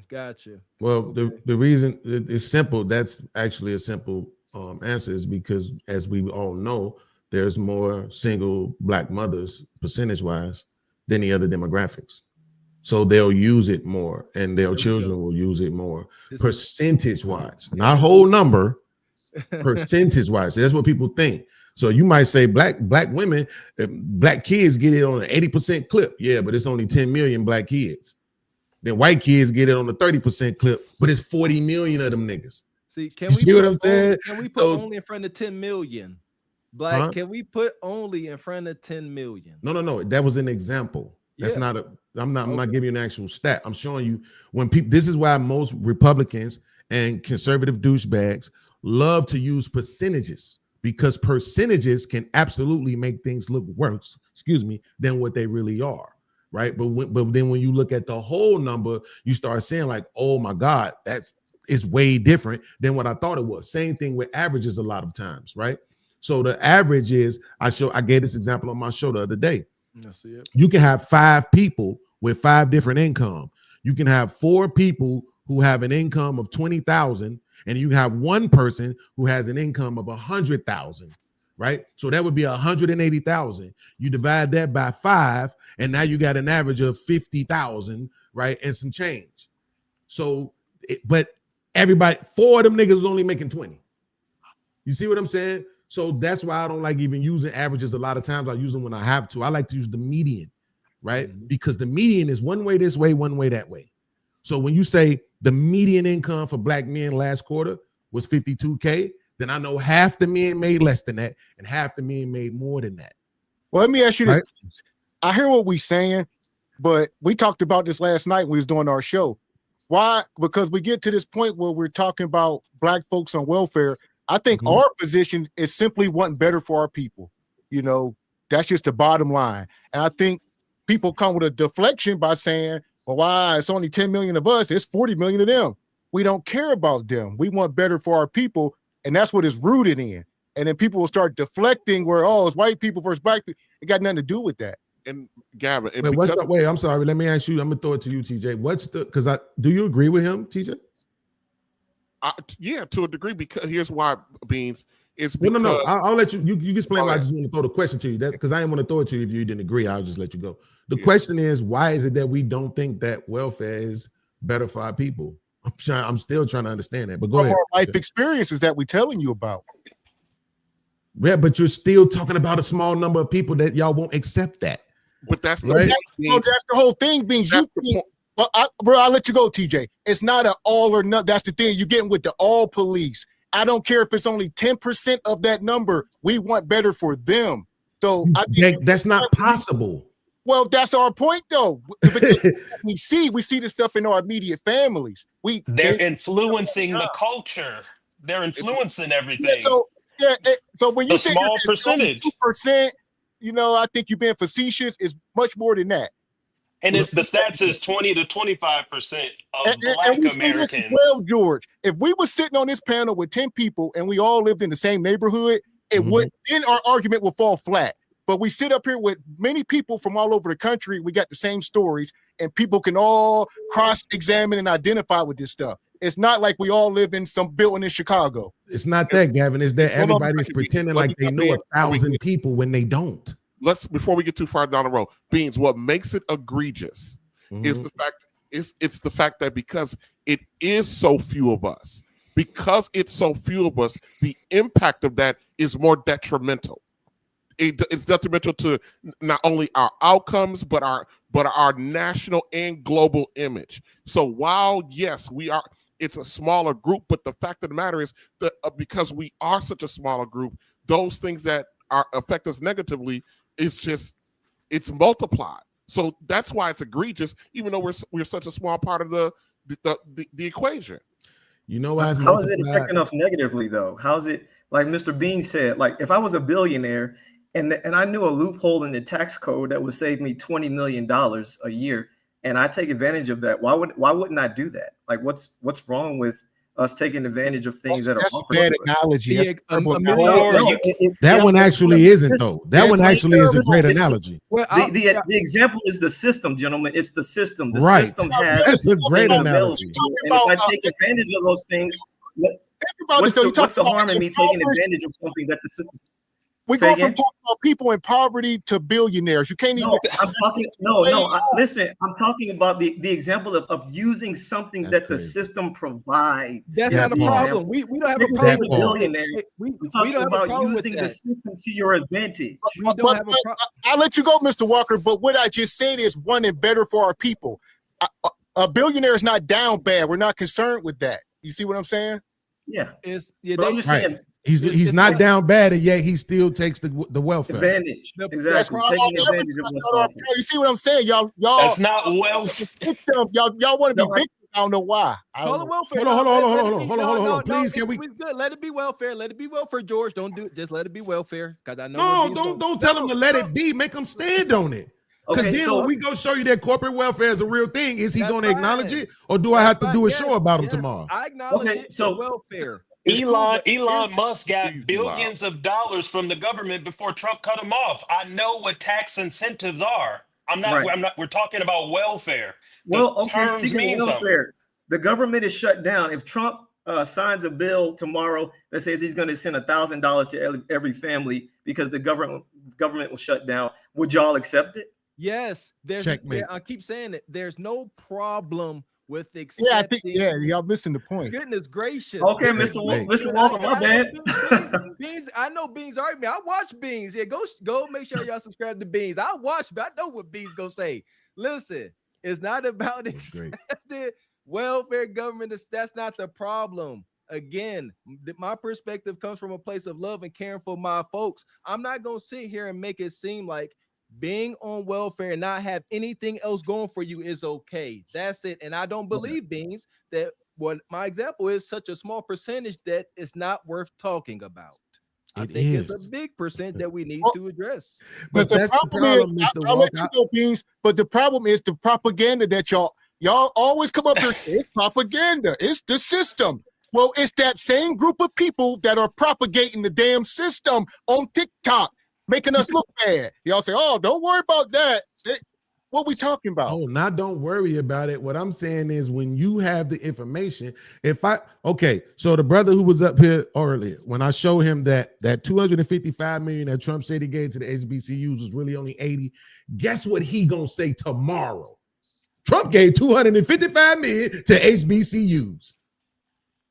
So when somebody provides you the information to show that what you're thinking and believing, and worst of all, espousing on your channel that thousands of people watch, change, pardon my French, your mother freaking mind. Stop saying it. You're wrong. Let it go. You're wrong. The amount of people, including black people, who stay on welfare for a lifetime is nominal at best. Get over it. Straight, I came from Cabrini. Argument being. Just let me finish.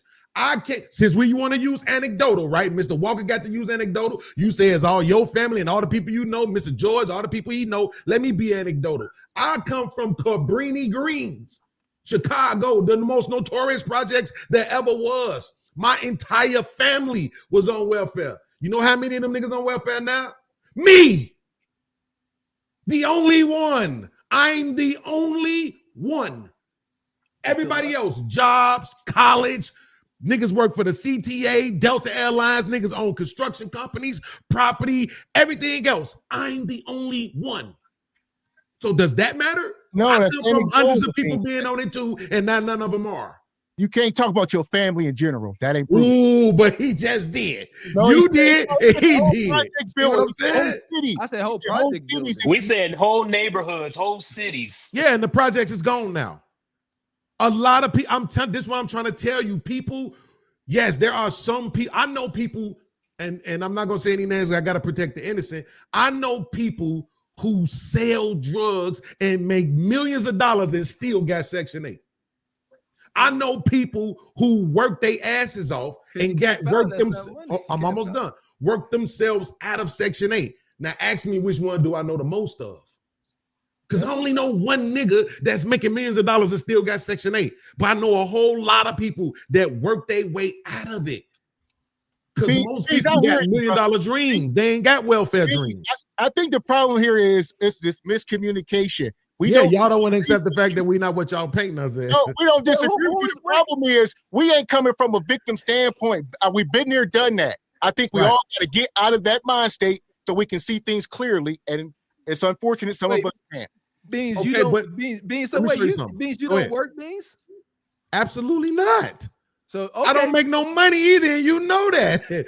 Well, you see me, right? A lot of people don't know about all my health issues, which I don't like to talk about it because you could say you got these health issues and they still say you being a victim. Well, stop. No, see, that ain't here, Beans. We acknowledge if you are unwell, yes, get what you can if you can't work. Yeah, but we talking about. That's why I always say we talking working body. I get that. But let's drop some facts. This is why I love Mr. Walker and Mr. Gavin, because they ain't afraid of facts, though, right? That's why they've been saying what they saying to make sure that people understand that they're not dismissing of the facts, right? So watch this. I asked somebody this, I think before. Do you file your children on your taxes? Yes. That's welfare. That's fine. Perfect. Okay, so imagine it's more people who get that welfare than it is that get housing. I disagree with that part, Beans, because filing your with what? Listen, if you are just this small little piece, if you are a working parent like Mr. Walker and his wife, and you file your children and you're paying out every year, all you're doing is getting a credit for the money you've already paid out. That ain't welfare. Why do they owe you that? Huh? Why do they owe you that credit? What do you mean? It's your money. Why do they owe you the credit? Because it's your taxes. money. That doesn't make any sense. Listen to what you're saying. I'll say it back to you so you can hear it. You pay taxes. They give you a credit. You saying they owe you a credit because you pay taxes. Everybody pays taxes, and not everybody gets a credit. Beans. You're getting a credit because you have a child. Correct. That's welfare. It's literally welfare. Well, gentlemen, because it's an incentive for the most important resource that a society needs, and that's people. And if you don't reproduce and create more people, your society will cooking. die. I don't mean to call you a nigga, my brother. I'm sorry. No, don't do that, because I don't like that word, my friend, but it's all right. But yeah, this man is cooking. It's an incentive. Trump is giving 5,000. I Trump said he's giving an extra 5,000. The piece of the argument that's not being said is that we're also looking at this thing to try to make it equitable. We know it's not all equitable. We know that. And so, yes, if I don't file my daughter, or if I don't have any children and I don't file, do I get punished for it? Yes. But do I think it's a child tax credit for somebody who contributes to the government? Well, I wouldn't say contribute, because it's they just straight ganking it. They ain't no voluntary nothing. Do I think that's welfare? No, I do not. Produce it. But it's not. Is it equal and equitable? Absolutely not. Can you bring that up for me, Mr. Gavin? All right, real quick. Let me get these super chats. We have some super chats here, Mr. Walker. Appreciate your Red Room Entertainment. Says Mr. Walker, how much for that hoodie? This is custom. It ain't for you, Ninja. Damn. Appreciate you, Knock-Knee Tyrant. Says they selling wolf tickets and about to sell wolf putty. Appreciate you, Mr. Incredible, becoming a YouTube member. Thank you, brother. Appreciate you, Mr. Incredible. Became a YouTube member again. What you doing, Mr. Incredible? Appreciate you, brother. Says, what up, fellas in chat? Just passing the plate. Good night. Appreciate you, brother. Appreciate that. Shout out to Jay Miller. Says, can someone please fact check Beans on income taxes not going towards SNAP benefits? A quick search will say otherwise. Yeah, Beans. Yeah, he said something about you was way. I heard that the conversation was moving fast. Where brother TJ's talking about how he's, his money from his check, and Beans saying none of that money going towards anything. No, he said it ain't going towards rent. Beans said it wasn't going towards rent, and I disagree with that too. But we needed to move the conversation. So I didn't even. Here we go. You was wrong, Beans.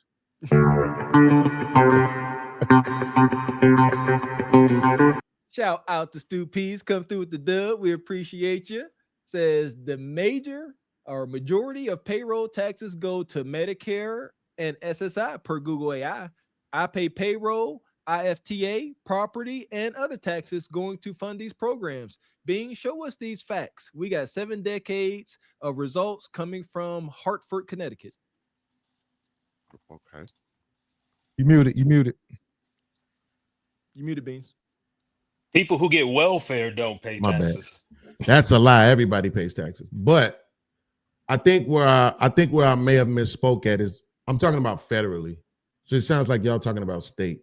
So that would be different. But these programs that we're talking about are federal, which is exactly why everybody is running around clamoring that they're about to get cut off. Mostly federal. The state contributes a little bit. Yeah, I'm just saying. The feds give the money to the states. The federal government gives the money to the states. The states enact out the plan. So the federal government don't dictate things like that. Mm-hmm. Yeah. Well, that doesn't explain why it's going to get cut off then, because of the government being shut down. The federal government is the one that's shut down, right? They don't have a budget, so you can't give any money without a budget. That's why Right. that is. But if there's if the state don't have no money, who's going to get some money? I'm saying, do you understand what you're saying right now? That the money know, comes from the federal government. I hear what you're saying. Okay, so what I'm talking about when I'm saying none of your money is going towards these programs is what the federal government does. These are federal programs. That's why I wanted Mr. Walker to pull up the picture, but I don't think he's done with the super chats. Go ahead. I'm sorry. Shout out to Baba T. Appreciate Cho G. Says, I won't be on here because you have a young man that challenged my manhood. Executive order in April 2025.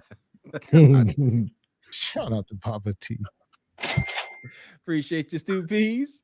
Says, what kind of taxes are you talking about, Beans? Everyone doesn't pay payroll taxes. That's a fact, but they still pay taxes. Appreciate you, James Horton. Says, putting on the cape for EBT and saying basically be proud of it is not the message I want for my 8-year-old. I agree with that. And that was kind of, our point there. It's not about being the all police. I think we getting so caught up in the all or nothing, and we can't do that. All right. Even if we're only speaking about 20%, that's enough for us to hang our hat on and say it's too many, because we're talking about millions of people. And they, y'all keep saying, 20%. We are talking about millions of people, no matter how we slice this. Yeah, and they deserve it. Appreciate your Omni Design Studio. Says tax incentives favors hardworking people. Welfare enslaves the rest of society. And yet nobody considers white people enslaved. And they get more of it than anybody else. Explain that.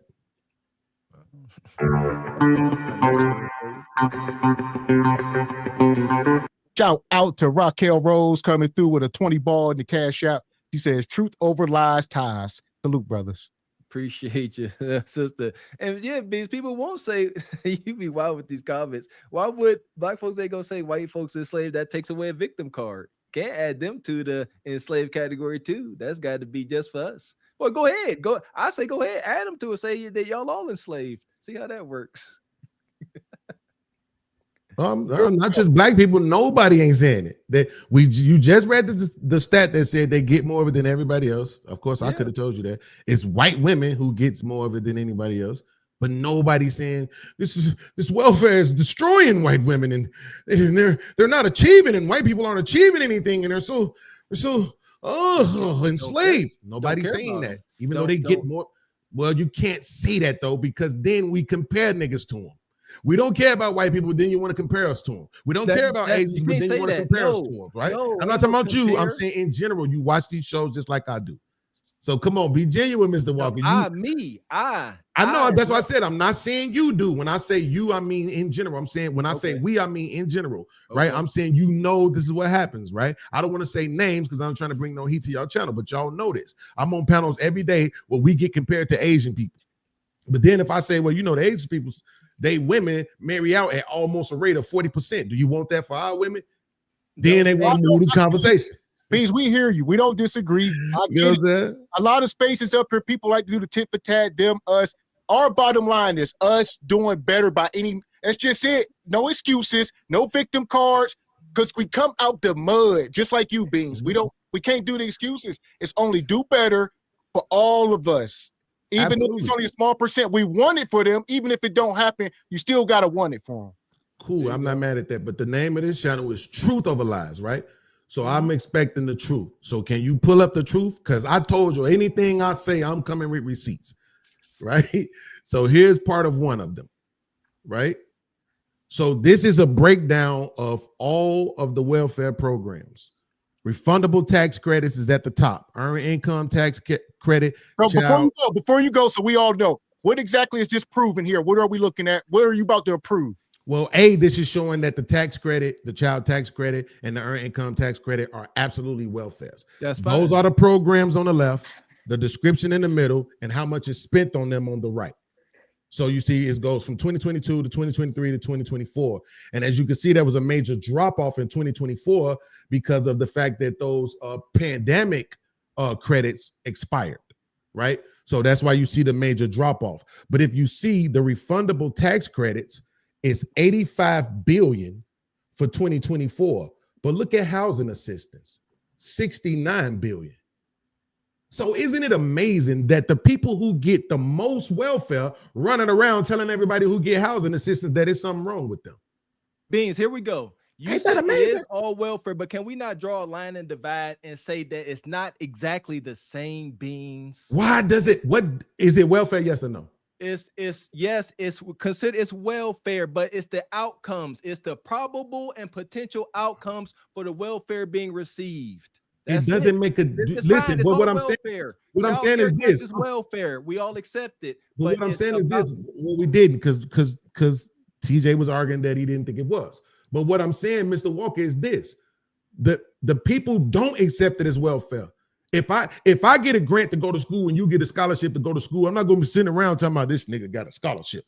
We both got some money to go to school. I ain't mad at you. You ain't mad at me.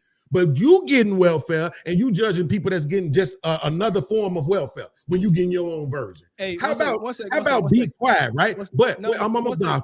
I promise. Real quick, please. I promise. Just let me land my plane, please. I swear, I beg of you. But here's the bigger point, though, right? When you look at that number and you see that these people that's getting that particular welfare is getting more than the other people that's getting that welfare. The reason why this is more problematic to me, though, is because you're making it seem like these other people are eating off your plate. But when we all eating off the same plate.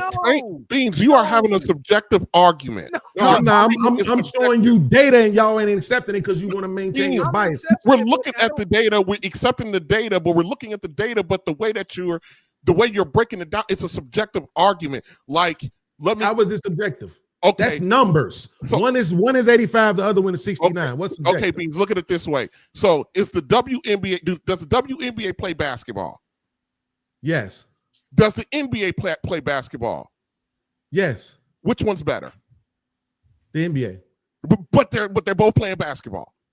What's the point of NBA? But you think the NBA is a subjective opinion. So yes, so you're saying because you make more money, that makes your welfare more valid. Beans. No one says this shit is fair. It makes it better for the person. It makes it better for the person's outcome.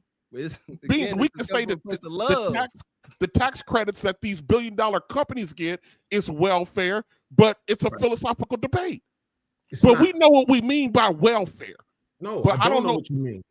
Because apparently, Beans, let me ask you this real quick. Straightforward question. You got a daughter. Would you rather your daughter get a grant to go to college or your daughter be 22 years old in the projects on Section 8 collecting welfare? Which would you rather her do? Why she got to be in the project? Hey, answer the question, Beans. Wait, because they're both welfare. Question. I'll answer it. No, wait, they're both George, hold on 1 second. Hold on, George. Mr. Gavin, I will answer. See, because you're trying to prove I will answer your question. I'm saying why she got to be in the projects. Answer the question. Where else she gonna be at 22? I would rather her be in college. Now what? So what's your point then? My point is that how you talking shit about me when we both get welfare? We both get it. Who's talking mess about? Again, it's not personal. I don't mean y'all when I'm saying that. I'm speaking generally. We have a hard time. Please. I'm never talking about y'all. I'm speaking generally. Yes, understood, but who is they? Who is them? The people who's talking shit is what I'm saying, Mr. Walker. It's people. Listen, do you understand this? Do you know that as a married couple, you can make up to $400,000 a year and still get the tax credit? Okay.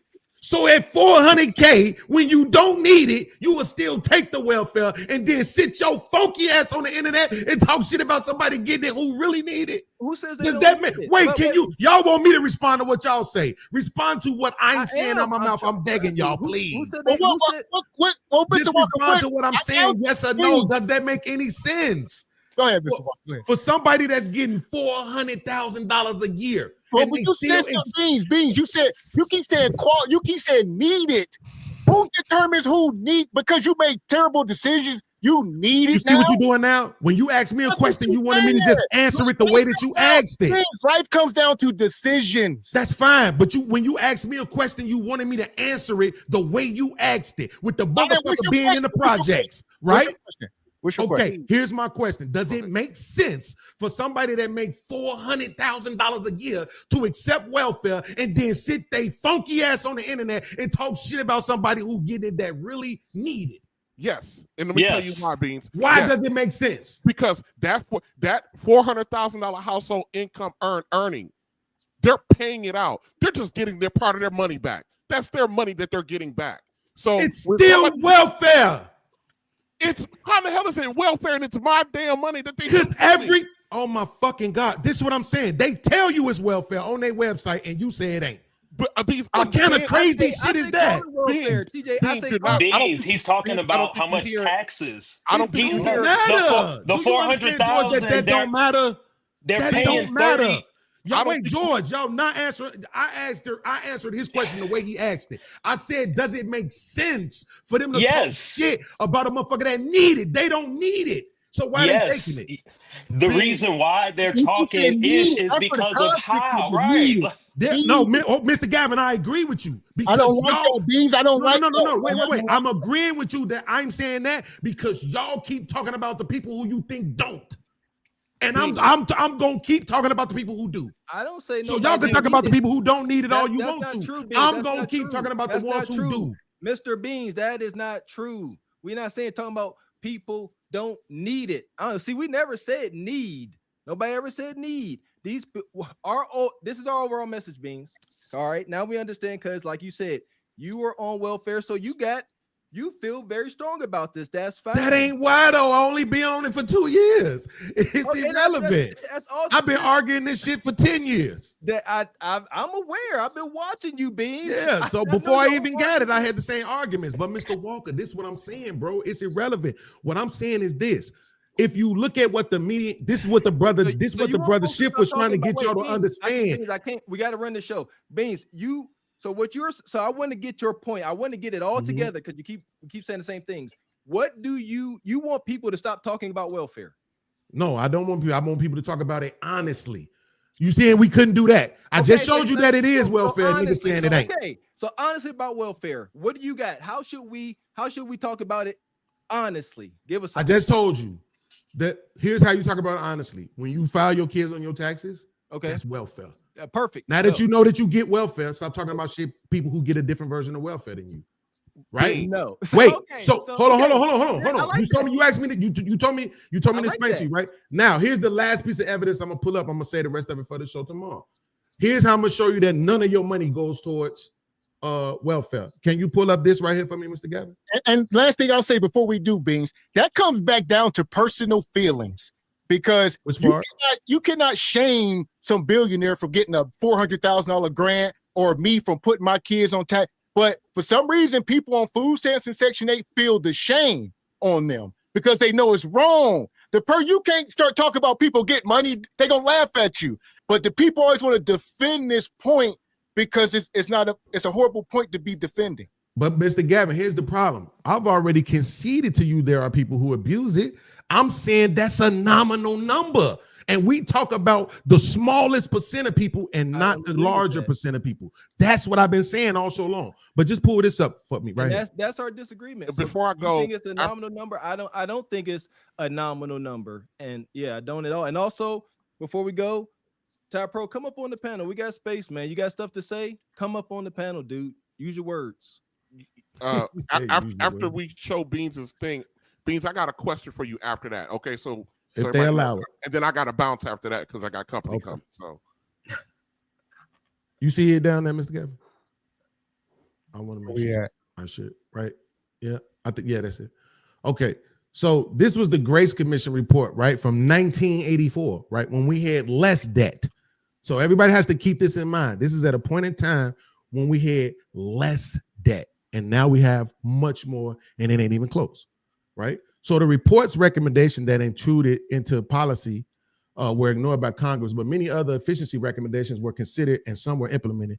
The report said that 1/3 of all income taxes, 1/3 of all income taxes are consumed by waste and inefficiency in the federal government. Another 1/3 escapes collections owing to the underground economy, right? This is the people who actually don't even end up paying. With 2/3 of everyone's personal income tax wasted or not collected, 100%, let me blow that up. 100% of all income taxes collected is absorbed solely by the interest on the federal debt and by the federal government's contribution to transfer payments. In other words, all individual income tax revenues are gone before one nickel is spent on the services that taxpayers expect from their government. Beans. Argue with white people. Don't argue with me.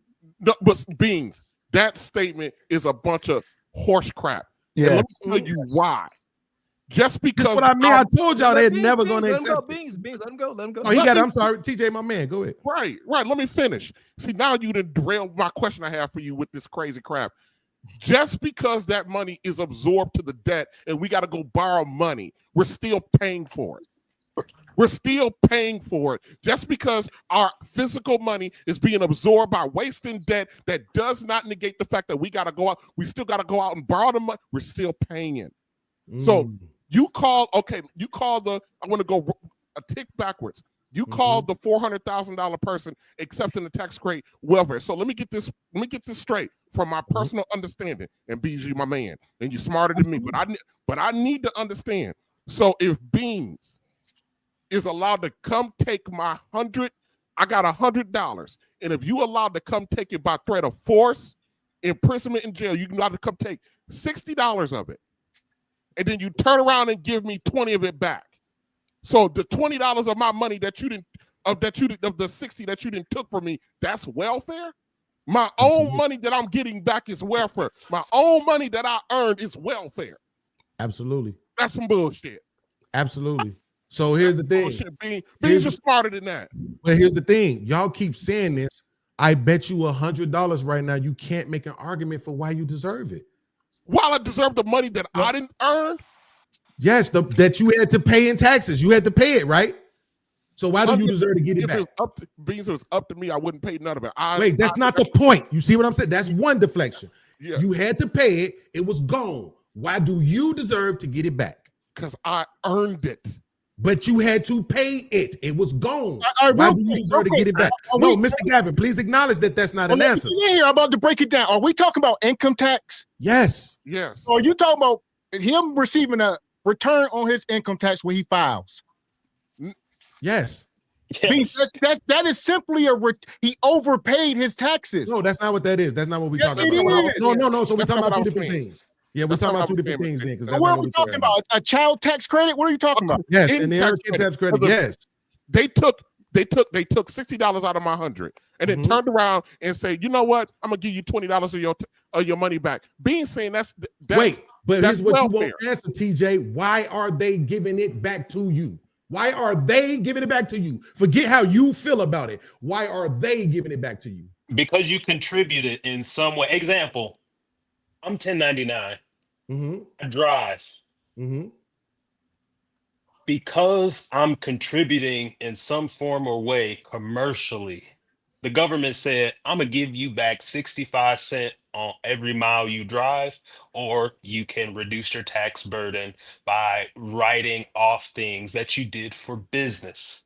Right. So where we paid into it, the government is saying, hey, because you contributed to our economy, we are going to refund you. That is different. Everybody pays into it.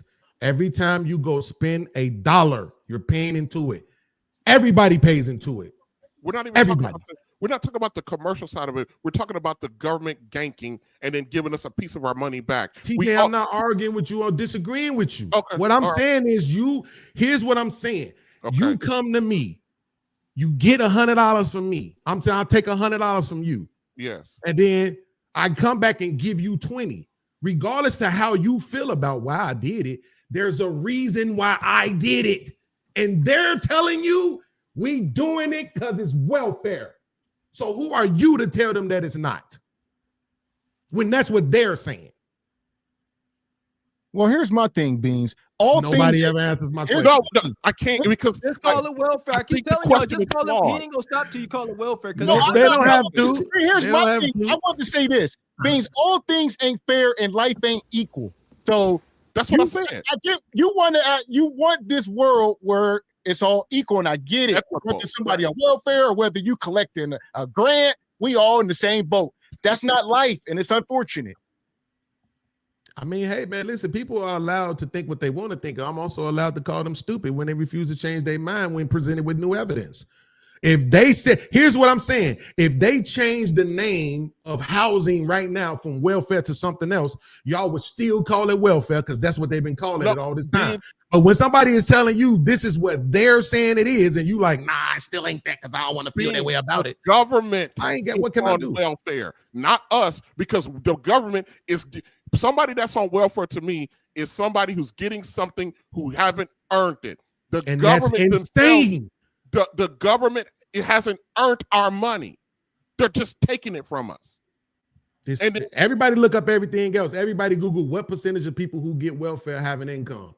And then after you figure that out, I want you to change your mind and stop being retarded. Wait, stop. Change minds about what? What is He the, just what, said to him, a person who gets welfare is somebody who don't have an income. And I say, whoever earned it. Yeah. Or who haven't earned it. That doesn't make any sense. That's not necessarily true. That's not true. Absolutely are earning it because you qualify for it like any other thing in the system. Oh yeah, granted. But the bottom line is, Beans, you ain't gonna stop people from talking about people on welfare, just like you ain't gonna stop talking about whatever you're talking about. It's always a conversation. That's a fact.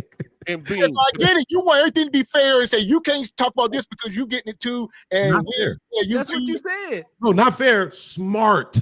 You know this about me, Mr. Walker. Smart. If I think something and somebody showed me something different, then I'm gonna change my mind. I'm presented with evidence. I'm not gonna keep running around saying the wrong thing and espousing false information. I'm not gonna do that because I am truth over lies. I never understood your argument. All right, on this, gentlemen. I never understood why you feel the need to defend the welfare. I don't. Well, because again, do we know what the definition of welfare is, gentlemen? Do we know what the definition of welfare is? Because it seems like we're kind of just tossing it around. The Google says welfare is financial support given to people in need. Now the question is, what is need? What is need in my perspective? What is need in your perspective? I don't know that goes back to my why original comment saying why are we defending welfare? Because it's not what people think it is. And that's what I'm saying. We need to stop saying welfare. If you want to talk about food stamps, talk about food stamps. If you talk about Section 8, talk about Section 8. You talk about income tax. If you talk about Pell grants, there you go. We need Isn't to it all under the same umbrella, Mr. Gavin X? talk about specifically because it's a coverall and it gives Beans. That's what Baba said. Because it's a coverall. Wait, so change how we talk about it because it gives Beans advantage. Specifically. Because that coverall. Exactly. It's There the you umbrella. go. What the fuck? Like what? That is crazy to say that, bro. We need to talk about philosophy and we need to separate that from psychology and we need to separate that from biology, or we can just say it's all classes in college. Yes, psychology and biology. I need my money back. What we talking about? We could be talking about what Beans. They still all get you a degree, right, Mr. X? Context is king over here. Jen, Absolutely. You're right. I like that. Context is key. The context, though. They take my taxes out. I need my money back. And that welfare, I need my TJ. You said they take the money from you. You want it back. I need my money back. That's welfare. I need it back. Right, that's a fact. I need it back. Look, I like this guy. Now you just being an asshole. Now you just being an asshole. Hey, give him his props, TJ. Okay. I would say that was a good one, but I still disagree. Right. But guys, I gotta go. But this has been fun. All right, TJ, love you, bro. Appreciate you, brother TJ. But not I agree. Nope, we not giving Beans no ammo to come up here with semantics. Because I've been waiting. I've been waiting. I've been over there watching Beans late night, pull up all this stuff. Ain't that a bitch? The whole time I've been sitting there like And I was in the comments. This was a while back. This was about a month ago. You was defending this, and I was in the comment calling you crazy. See, let's check on you crazy. Here we go. So again, perspective and lived experience is huge. Shout out to Beans. Beans saying he didn't experience folks, growing up and taking advantage of the system. Everybody he grew up with, for the most part, that were on welfare are now off. That's awesome. So hence his perspective. Our perspective, not the same. We've seen people in too big amounts, too large. The groups, I can't say a lot. I can't give you 2 million, but the amount of people was too much that took advantage of it. And why is it a problem? Even though it may not be a large amount, y'all know what our message is. Do what's best, moving away in the world that's best for these children, these humans that are going to come in and inherit this earth. And I find it to be a detrimental message to sit here and act like any form of see, here we go. Anybody getting on Section 8, food stamps, and all of these impoverished welfare subsidies. There we go. And doing it with pride and not trying to get out of it and not having any shame in it. I think that's detrimental. When we used to go to the store with food stamps, we hid the book. The ones is brown, the 20s is green, the 50s was blue. I know I'm talking about. Yeah, you hid it. You didn't, because you had shame, because you wanted to try to get out of this. But today we have lost a sense of shame. Nobody has shame. And you want to know what's crazy? It is impossible to have a moral compass without a degree of shame. And this is where we are. So yes, there are folks that need the welfare system. Yes, we all may, to some extent, some degree, utilize the welfare system.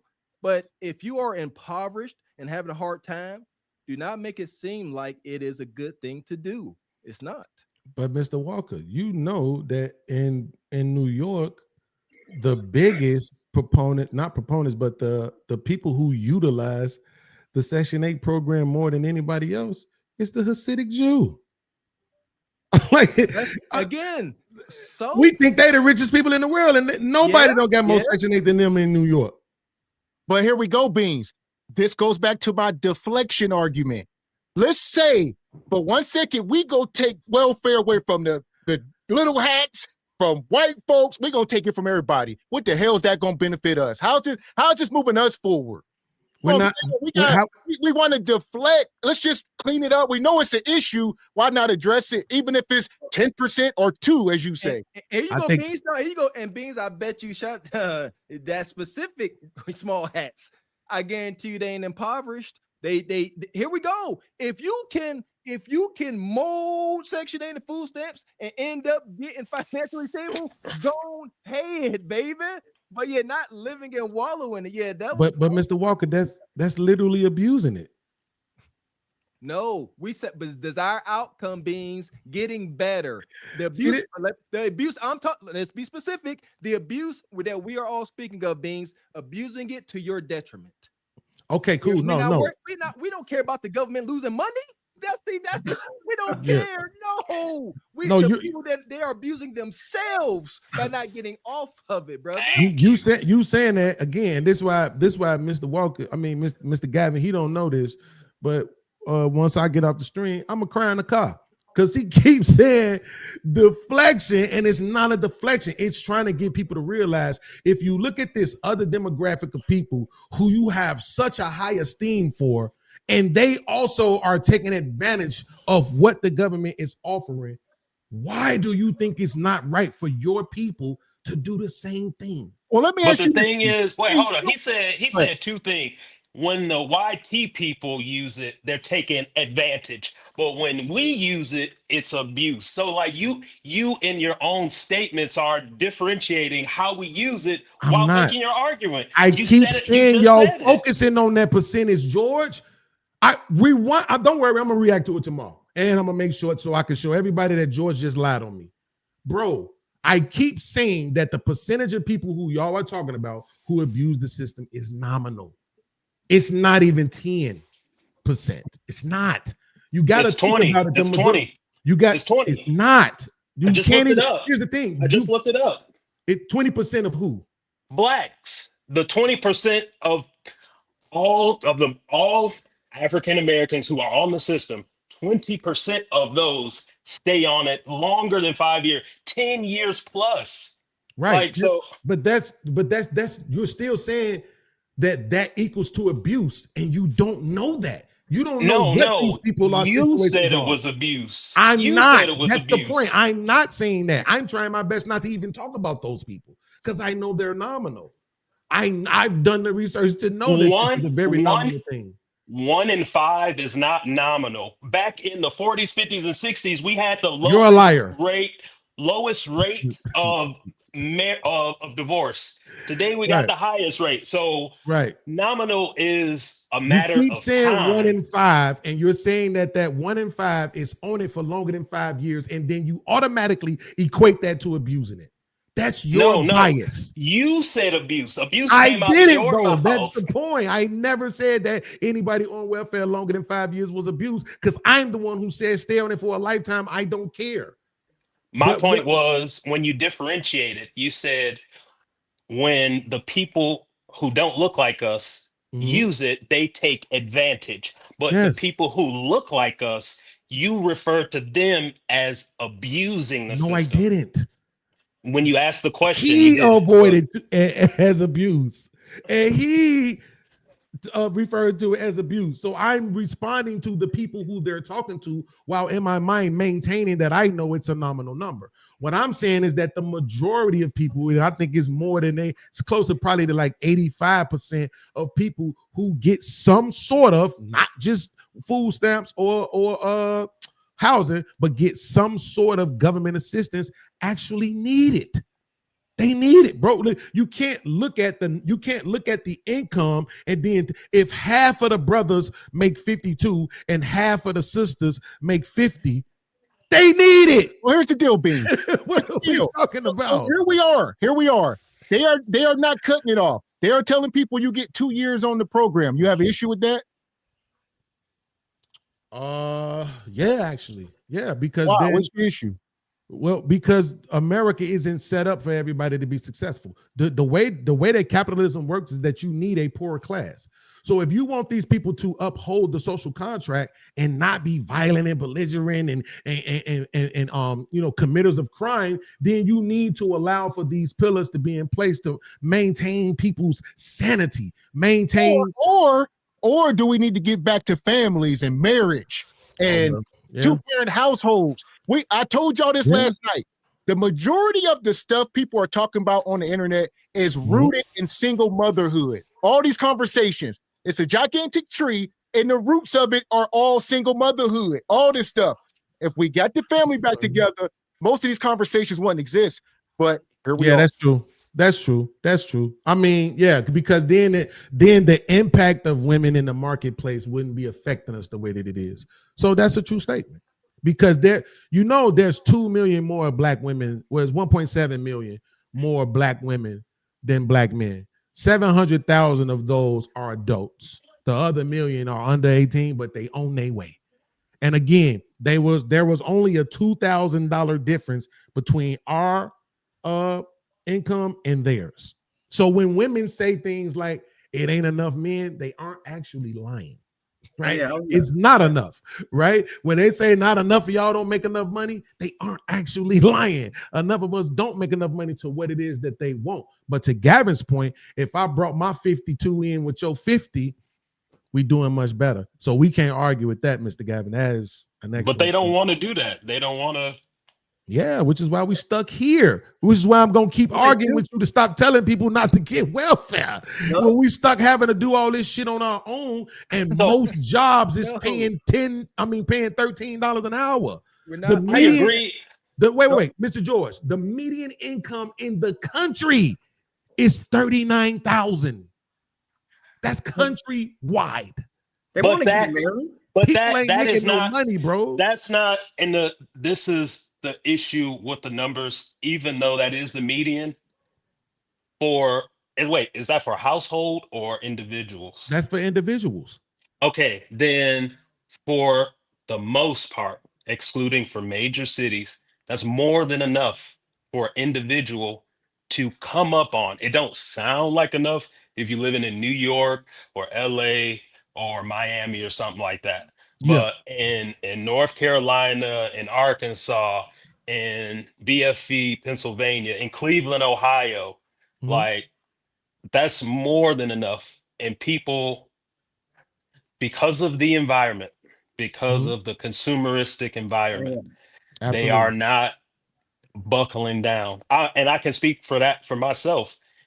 It took me to damn near having a child and going through detriment before the switch clicked. So it's a mental illness more than it's color this and color like. I think anyways, I think we just have this programming that we really need to overcome before we can even benefit from even having welfare. Yeah. Can I say something real quick? It's George, you were cooking there, brother, and it's like the old Cosby Show episode where Theo did where Bill did the real world experiment with Theo, and Theo said, "I can get by with bologna and cereal." So we need to go ahead. You know, people don't understand. You can get by with that bologna and cereal, and stop trying to go and get them lobster, them crab legs and that lobster. Amen. Absolutely. I mean, and to George's point, right? When we, like, yeah, you can't individually, but we're not built to be individuals. We are built to cohabitate. We are built to come together, man and woman, and do our thing. And people are going to do that, and they do it more when they're poor. Poor people have the most babies than anybody else, because one of the biggest copes for your poverty is sex. Right, because it makes you feel like you're not that poor, right? So I'm saying, but Mr. Gavin has his point, right, when he's saying that if we did the family thing, it would be better, because if we come into the households with those individual numbers, then we could be pulling together. But you know why that's necessary? Because most people ain't getting to the six figures. That has never been the case. This line that we draw in the sand to tell people you ain't successful until you start making six digits, it's just never gonna happen. That's not how capitalism works. If right now, if the median income for us is 52K and we saying that ain't enough, what's gonna happen when the median income is 100K? Then 100K is gonna be worth what 50K is worth today. It ain't gonna be enough. And that's why Mr. Gavin's point is so strong. It's stronger, and I'm not trying to take anything away from Mr. Gavin because I know he's smart, but it's stronger than even what I think he's presenting right now. Because the fact of the matter is that if we doing it together, then we don't have that impact on the economy. Because now everybody don't need to make six figures if we come together and pull our resources together, and we can move together as a six-figure unit. You see what I'm saying? What it is. Well, that's a strong point you made. The key word, sacrifice. That goes for man and woman. That's the greatest problem in our community. Don't nobody want to sacrifice. All right. Especially when it comes to marriage. It's a gigantic sacrifice for a man, especially if you're a select man and you got women and you can say, I can have a different woman every day of the week, but I choose to be with one woman. All right. And for a woman, you can go out here and live hot girl summer, but you choose to get married early and do the right thing. It comes down to sacrifices. We can all be, give to our fleshly needs, but we won't do it, and we ain't gonna do it. So here we are. Yeah, and you're right, man. And like Mr. Walker, Mr. Walker, you be cooking, my friend, when you talk about beating in college. That's where I met my ex in college. When you're both broke and you don't have that list of requirements, because when you start achieving, then the level of requirements grows. That list of expectations and requirements grows as you achieve. When you go to college, you're young, proverbially dumb, and you're broke. Meeting someone in the same situation, and then y'all build together. I have a daughter. I'm telling her, hey, she's going to be going off to college. I'm like, when you go to college, concentrate on earning your degree, but that's the time where you meet the man. That's the time you meet him, because also the pool at that time is larger. The pool is larger. When you're 47 or 50 years old, the pool of people has diminished very substantially. And then you got a list of requirements as well. It's very difficult to find someone when you get older. It's really easy to find them when you're younger. So if we can promote that, Gavin X, Mr. Gavin, if we can promote finding people when you're young and then building together, then we can make a change in our community. I got to get out of here. I want to say salute to the entire panel, those who were here, those who came and left. My man, Mr. Gavin, and my nephew, Mr. Walker. Dope, super dope conversation. Thank y'all for helping me prepare for tomorrow. Hopefully I don't make a fool out of myself because I was nervous. My hands were shaking while I was up here talking to y'all, typing and looking for stuff. Y'all had me nervous, so I know I'm gonna be nervous tomorrow. But man, salute to y'all. I appreciate everything y'all doing. Beans, don't be nervous. Stop that, Much Beans. success to you. Don't Man, be I get nervous when because I only debate stuff that I really believe in. You know what I'm saying? So it's like I really, and then sometimes I get agitated and I go too hard, be too demonstrative. So I'm still learning how to control myself on that. But shout out to everybody. Yeah. And the last show with George and the other cat, like y'all too, man. I just want to tell you this while you here too, man. Thank y'all, bro, for being understanding and giving me a dope conversation because that is on my mind. The way that y'all was talking to me and y'all wasn't offensive, y'all wasn't going all in, y'all wasn't being crazy and shit. Like, and it helped me to maintain myself. And now moving forward, I know I got to take accountability and how I act on these panels, man. So I appreciate y'all. I love y'all. Beans, I want to have a serious conversation with you because I feel like we can really bond on some. Bro, and let's I feel do like you it. could give me a lot of information. Let's do it. And the last thing, I disagree with Gavin. I don't think that's the biggest issue in the Black community. I think it's leggings. Bro, we gotta get rid of these leggings, man. This is out of control. People's grandmamas wearing leggings now. Big old girls wearing leggings now. Like everybody leggings 24 hours a day. Ban leggings, especially at work. It's your boy, Mr. Beans, man. I love y'all. Peace, man. I just said that to my wife. I said, look at this lady. She's 70 wrinkles in the leggings. How you got wrinkled legs? It's supposed to be straight. Wrinkled leggings is diabolical, but it's true. I'm so tired of seeing Gam wearing, leopard leggings. Come on, man. You're supposed to be wearing, we ain't supposed to see your shit, Gam. Cover up. It goes back to what George was talking about. Consumerism, y'all. It's trendy. It's trendy. So that's why people are wearing it. It's making money. It's trendy. If we can get to the people, whoever they are, that group of people who decide what's in, they're the ones who's influencing this. So it's a trend. Just like the bonnets is a trend. I don't know where that came from. Hopefully we got some understanding this evening. That's a good conversation, though. Shout out to brother James Horton. Says, nobody deserves anything out of my hard-earned check. This is the problem. Too much entitlement and coddling. I agree. Appreciate you, Nai's, coming through. Says, horrible argument because we are not prospering. Yeah, the prospering part. Appreciate you, Baba T. OG. Says, this young brother challenged my manhood. Hear how he sound like he knows something about and don't know ish. Don't listen to him. He love moving the goalposts. Shout out to him. Shout out to Beans, Baba T. It made for a good conversation. All right. That's one thing Beans gonna do is bring his point of views. Yes, he is. Appreciate you, Jay Miller. Says all welfare is not equal. Many people get way more out of the system than what they contribute. My issue is with people not contributing their fair share. I feel you. Me personally, I don't care about none of that. I just worried about people utilizing it to their detriment. That's what I mean by abusing. They're not gaining anything. Man.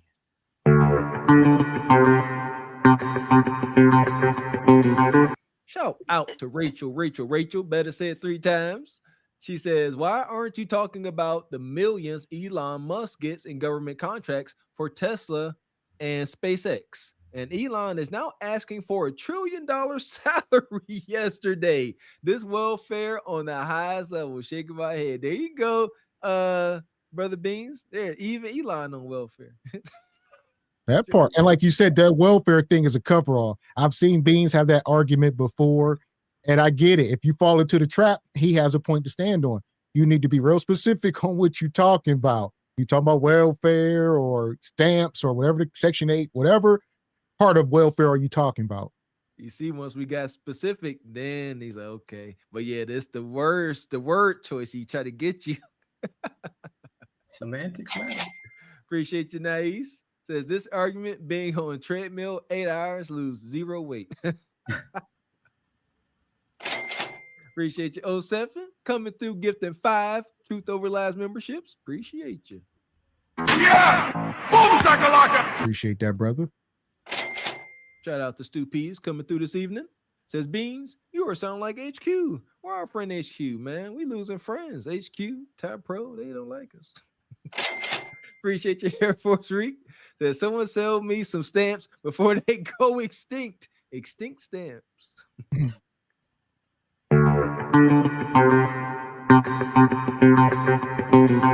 Shout out to the International Quiet Storm, one of Kevin Samuel's original moderators. Appreciate you coming through, brother. Says Beans have a lot of panel PTSD. He has debated a lot of horrible people since I first met him in 2021 on Sir Hal show. Have a little bit of patience with him. Oh, don't we know it? Yeah, he done been debating with everybody. And that's kind of what he was doing, you know, and like Mr. Walker said, HQ, they kind of do the same thing when you be on a lot of these panels, and then you could bring that talking point over here. It's like we don't have a lot of talking points that many of these channels have. We stand on our own square, and he's like, no, well, they said this over here and that. And HQ used to do that. They say that on that panel, and they be saying that. I don't know what the hell people be saying. And that's another lot. That's a lot of the misunderstanding. Yeah, we ain't never sit up here and say, oh, you got to make 6 figures to be worth a dang. But that's what Bean said folks say. But we just ain't folks. But nevertheless. Appreciate you, brother. Yeah! So here we are. We're going to go around. We're going to get final words before we get out of here. Crazy show. We truth over lies. Will things get better or worse? All right, we get you in downshift. What you got, brother? Appreciate the opportunity again, gentlemen. Really appreciate it.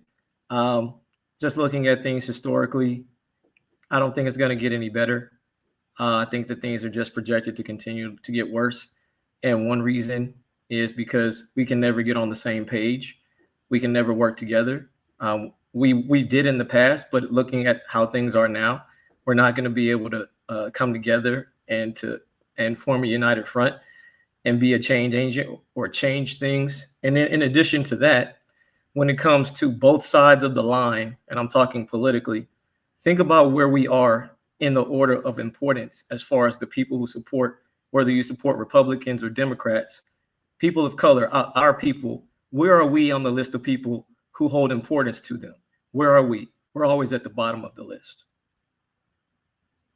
Exactly. We got to change it, brother. We got to change it by talking about the most detrimental parts of our society, I believe. Appreciate your downshift discussions. Don't be a stranger, man. Ain't seen you in the chat in a while. Have you changed your daggone chat name? No, it's still the same. Okay. I just I got broke for a second. I need to go get some of this money. There you go, bro. Accountability. There you go. Happy you got to the bread. Appreciate you. All right, bye. What you got, brother George? What's your final take here? Man, it seemed like Beans was talking about communism. The more I think about it, everybody getting welfare. If everybody getting money, who working? But I digress. I agree with what you said, Gavin. Families, we just need families.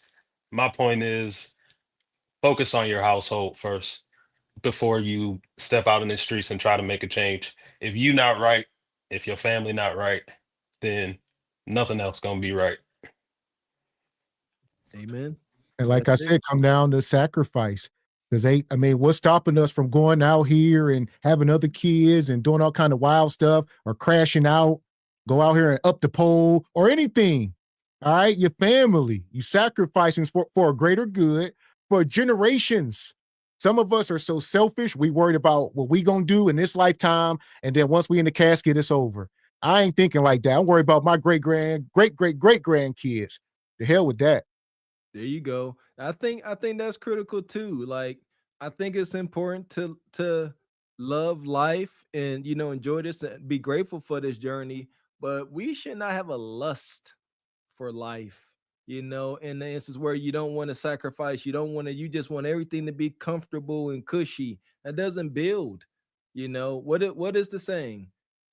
Good men create good men create good times. Good times create weak men, and weak men create hard times. And that's a cycle. That is a cycle. I told my son, I say, folks like me and your Uncle Mr. X, we went through the hard times. We are the strong men that evolved from hard times. And I tell this generation, don't fall victim to what y'all are prone to. Don't become weak men. because of the good times that the hardened men create. Like that's getting rid of that selfishness, taking on the burden to be better. Again, nobody should be proud to be engaged in the impoverished welfare system. The impoverished welfare system is not created for you to get a head start or get out of it. It's wicked. We acknowledged that last night's show. It's so messed up that these single moms sit there and do the math. They say, if I bring in more resources on the welfare than working, that's the detriment. And then they never end up becoming their best self. Excuse us for wanting better for everybody, for the most part. Excuse us. Excuse our loving hearts. That part. So we appreciate you, Brother George, coming up today. For sure, man. Don't be a stranger. Love having you, man. What you got? Okay, you out of here. So yeah, another wild show. We done made it through. Shout out to Uncle Beans. He came through. Shout out to Baba T. It's unfortunate Baba T hightailed it. We would rather you stayed up here. I don't know what you're talking about, the whole manhood thing. I'll have to rewatch it. It's clearly something must have went over my head. I didn't catch it. Yeah, I don't know. But yeah, I think because first, I think Bean said his man, they'd be saying wild stuff. Shout out to folks, shout out to personalities like Beans and Baba T. They would just say wild stuff. And that's why I like Beans, because Beans, he come up here, he say wild stuff, but at the end of every show, he gonna say, all right, I appreciate y'all. Sorry I did this. Some accountability is there, mental health awareness. But yeah, I don't know what they was feuding over. That part. So we were talking about MAGA Madness. Will things get better or worse? All right. It was heated up here. I mean, it went left, it went right. But I think in the end, we had solutions. All right. We see some of y'all trolling in the chat. We would rather y'all click the link and come up like a man. Ain't nothing worse than sitting in the chat trolling like a little girl, respectfully. It's not respected. At all. Yeah.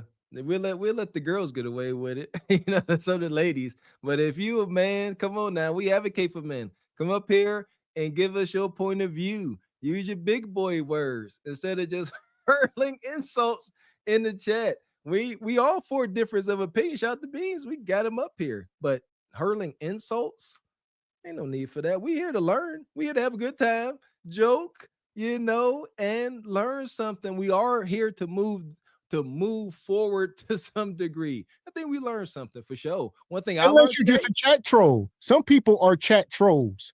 And to me personally, ain't nothing worse. I look at a chat troll like a turd. You like a giant human turd. You smell, you stink. All right. Ain't nothing worse than a chat troll, especially for a grown man. So a grown man, you like a chat troll with a dress on and a bra. All right. Be a man. I love that balance with Mr. X. That's just that. Yeah. Nothing else to say. Welcome to Truth Over Lies. You got something you want to say? We got an open panel for you to come up. Salute and respect to everybody that came up and gave their point of view. Appreciate your downshift discussions. Appreciate your brother Beans. Again, this is not an echo chamber. Only thing we require of men, come up here and talk with some respect. And we always respectful, as you see. Come on up. So make sure y'all hit the like button, hit the subscribe button. Truth Over Lies. One thing about it is growth. And one thing I know about growth, it hurts, it's painful. All right, you're going to shed some skin and leave some dead skin behind. So some people are dead skin. All right, I'm looking at my son right now. He growing teeth. He growing. It's painful. He crying. He got teeth coming in. It's painful. And with this growth and the transition of cart before the horse, it's going to be painful for some of y'all. You touched on something, Mr. X. Wow, I had the same epiphany, right? Life is pain. Life is discomfort. I'm not trying to hear that mess. That don't sound good. And again, looking at the babies, I'm sitting there looking at my youngest daughter. Man, she looked like a dang on doll. And she started cutting her teeth. And I'm sitting there on my baby. And as a parent, you sit there like, why my baby got to hurt like this? It's necessary for the growth. This baby ain't did nothing, but she still got to feel that pain and them teeth coming in if you want to grow and eat solid foods. there's discomfort in growth. That's why I love saying, like, I am so open to criticism because that's how I grew being an athlete. Coaches don't coaches very seldomly say nice, sweet things to you. But also I thank God I had the pleasure of saying how that builds me up. And I'm not sensitive to folks coming with a different point of a different opinion or a different point of view. But you gotta toughen up. Don't be soft. That part. And like you said, click the link. Anytime y'all see us over here on this channel, it will be an open platform.